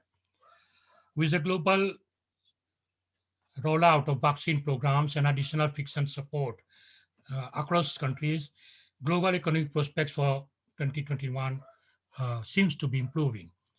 The main concern of government here is therefore to direct our resources and efforts towards policy responses that will help us rise through the negative impact of the second lockdown, which has just started in Mauritius. Strengthen our economic recovery, boost investment, create more employment opportunities, address public health and climate change issues, while at the same time embarking on a medium-term fiscal consolidation program. Budget 2021, which is due to come in the coming months, will focus mainly on reducing recurrent expenditure by almost 25% compared to voted provisions for financial year 2020-21. Implementing projects and schemes that have high impact on growth and job creation, and reviewing processes and procedures to ensure effective and timely implementation of projects and improvement in service delivery. Now, let us come to the financing options of the vaccination program. In Mauritius, we consider health as a basic human right, and it is free of user costs at all levels. We have our expanded immunization program, which covers 100% of the population. Government also provides free vaccination to all persons aged 60 and above, persons with severe disabilities, and children attending specialized schools for disabled with anti-influenza vaccines every year. Government of Mauritius is convinced that vaccination of the population is the only option in order to be able to open our borders and give a boost to our economy. As everyone of you may be aware, we highly depend on the tourism industry, and we are a country which has no natural resources. We depend on the external world to get everything that we need for our manufacturing sector, for our tourism sector, and all sectors. So closing of borders has had a very negative impact on our economy and as a country. And the only option is that we have to get prepared to open our borders so that our economy can recover. There is a high-level committee which has been set up under the chairmanship of the Honorable Prime Minister. And this committee meets on a daily basis to take stock of the evolution of the pandemic in the island and to facilitate the national vaccination program. The full procurement of vaccine against COVID-19 is being taken care of by government. The vaccination program is being financed from the national budget. The National COVID-19 Vaccination Program Fund has been set up as a special fund under the Finance and Audit. This fund provides financing for the national COVID-19 vaccination program. The objective of the fund is to mobilize and manage funds which will be required for the implementation of our national vaccination program, including the cost of the vaccines, storage equipment, air freight, and other logistics required. The fund consists of sums received from the national budget, contributions from public enterprises and statutory bodies, contributions and donations from the private sector. This is done on a voluntary basis. There is no obligation on anyone to do that. It is a voluntary contribution. Contribution, donations, grants of any form from any national or international organization, such as the WHO, the UNDP, development partners, friendly countries, or any other persons. Government has decided that individuals who will be contributing to the fund will be eligible for tax rebate on the tax returns.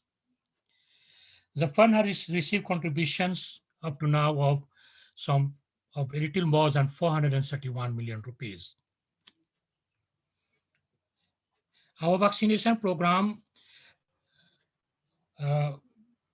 we had the collaboration of the WHO and other stakeholders to prepare our national deployment and vaccination program since last year.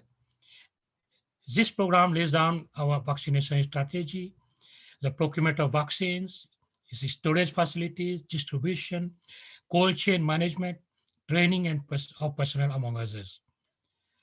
We are aiming to vaccinate about 70% of our population by July 2021. We had already initiated procedures for procurement of vaccines since last year through various sources, both at multilateral level and development partners, as well as through bilateral cooperation. I will list down some of the initiatives that we have taken. Through the COVAX facility, we have been allotted 507,200 doses, of which 100,800 doses of AstraZeneca vaccines were to be supplied in March, April this year. Unfortunately, we have received only up to 24,000 doses up to now, and the balance is not known when we will receive that.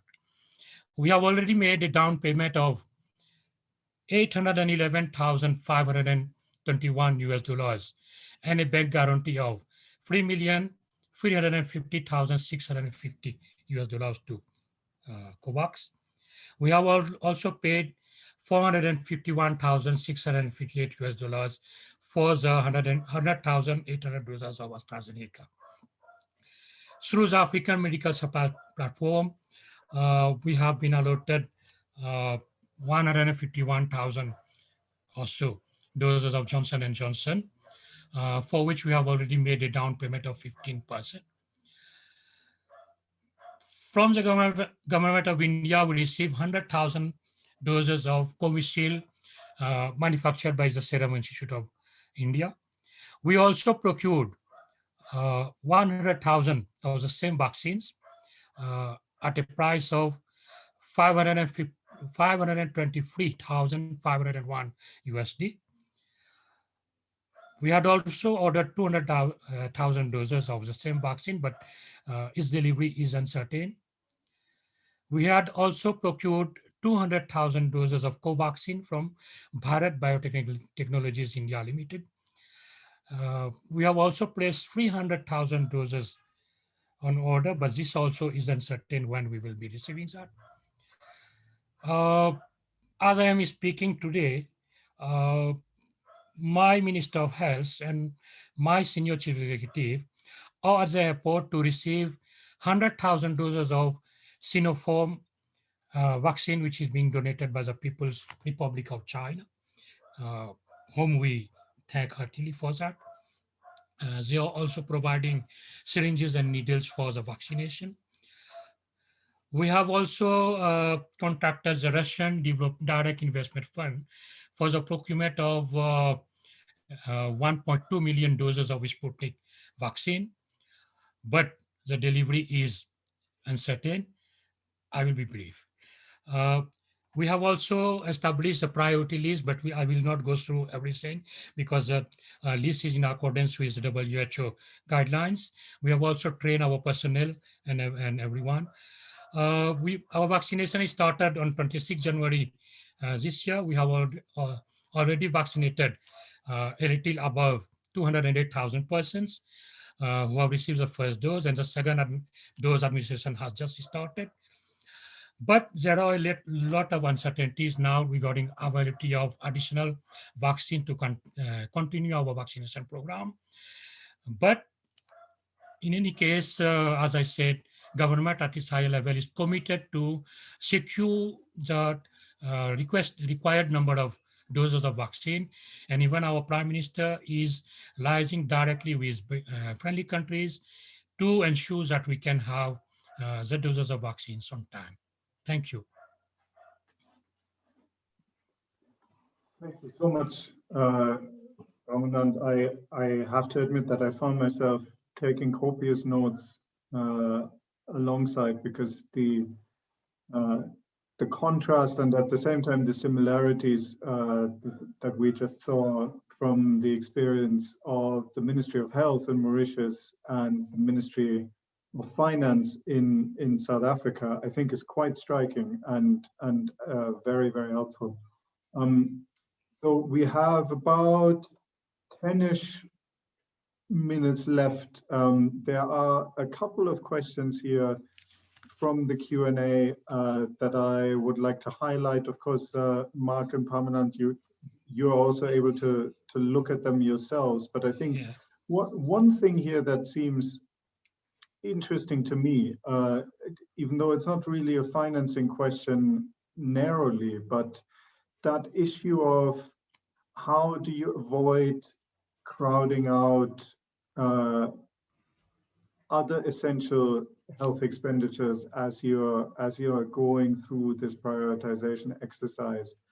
Or is that even something that you consider to be a desirable objective to avoid? Or in your discussions between health and finance, is there an understanding that all of this is going to be net additional, or that there will be trade-offs that are also going to come out of the health sector? Of course, you know, who is to say that some of those might not be non-essential things that would be traded off? There's another question here from Natalie, who is asking about the lessons learned for future budget cycles and therefore then for future financing cycles. Do you feel like this is going to carry over into subsequent years, and are there things that you would perhaps no longer do now that you went through this exercise from a cold start the first time around? And then the final question from Logan that I also thought is quite interesting.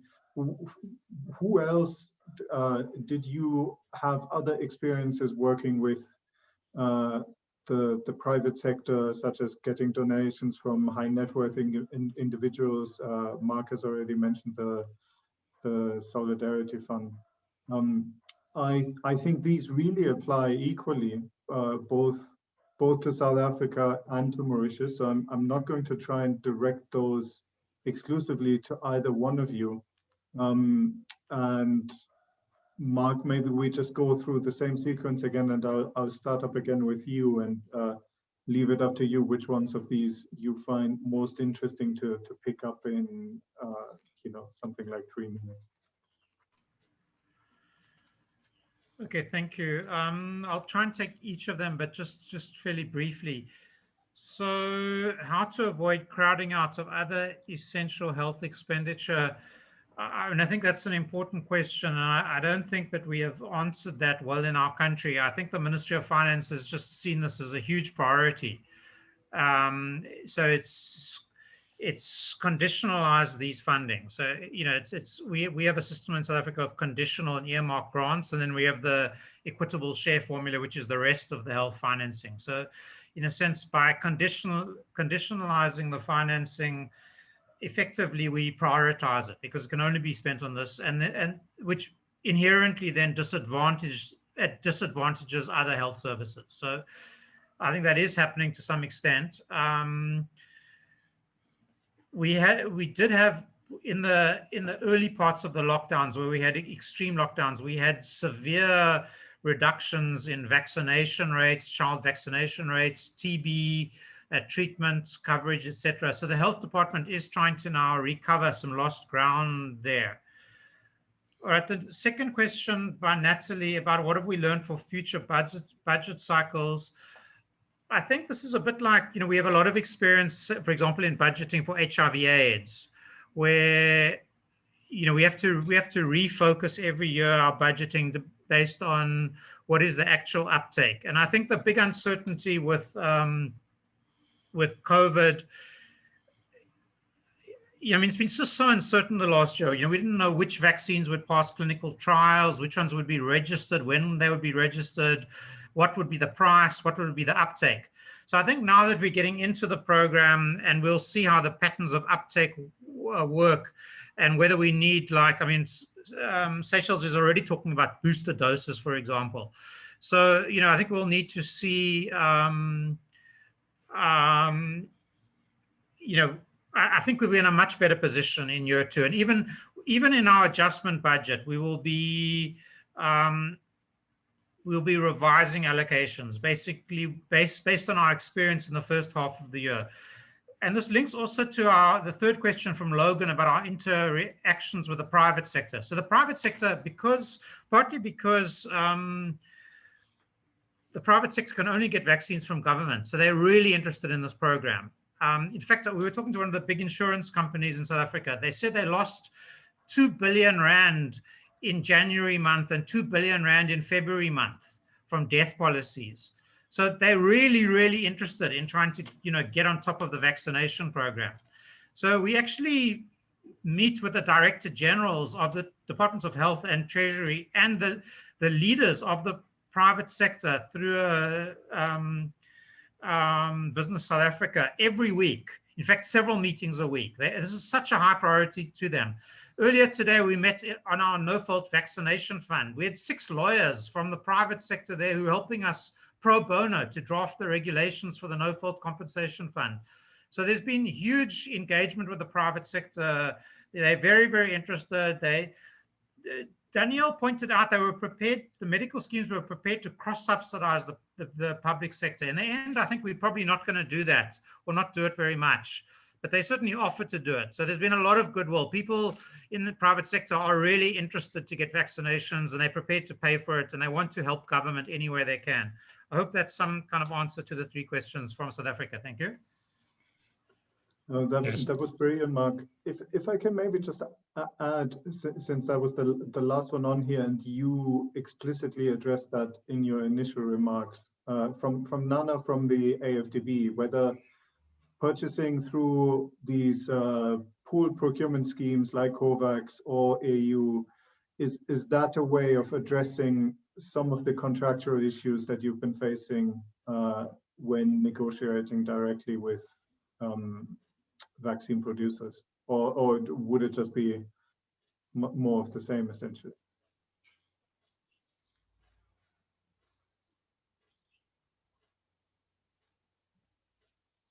Sorry, Mark, you're on mute. Sorry, are you putting the question to me or to somebody from Covet, from AU?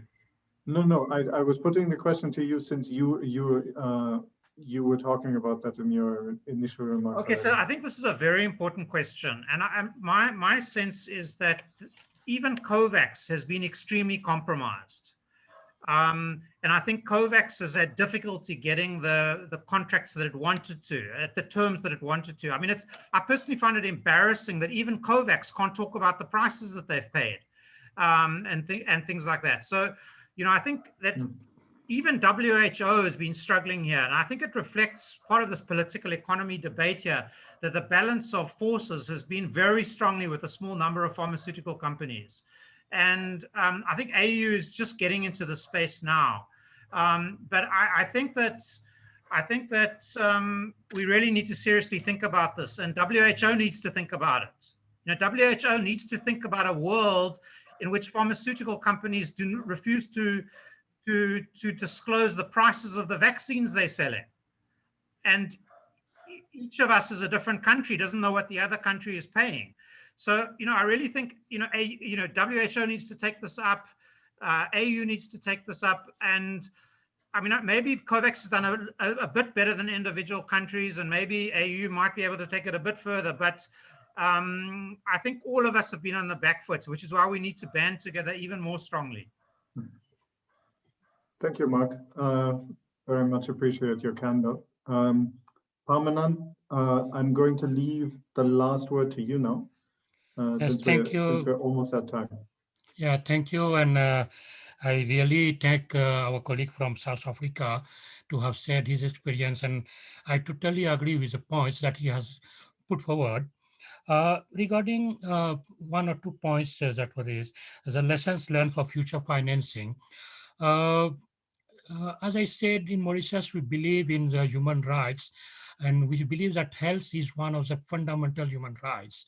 And investing in health is one of the most primordial duty of every government.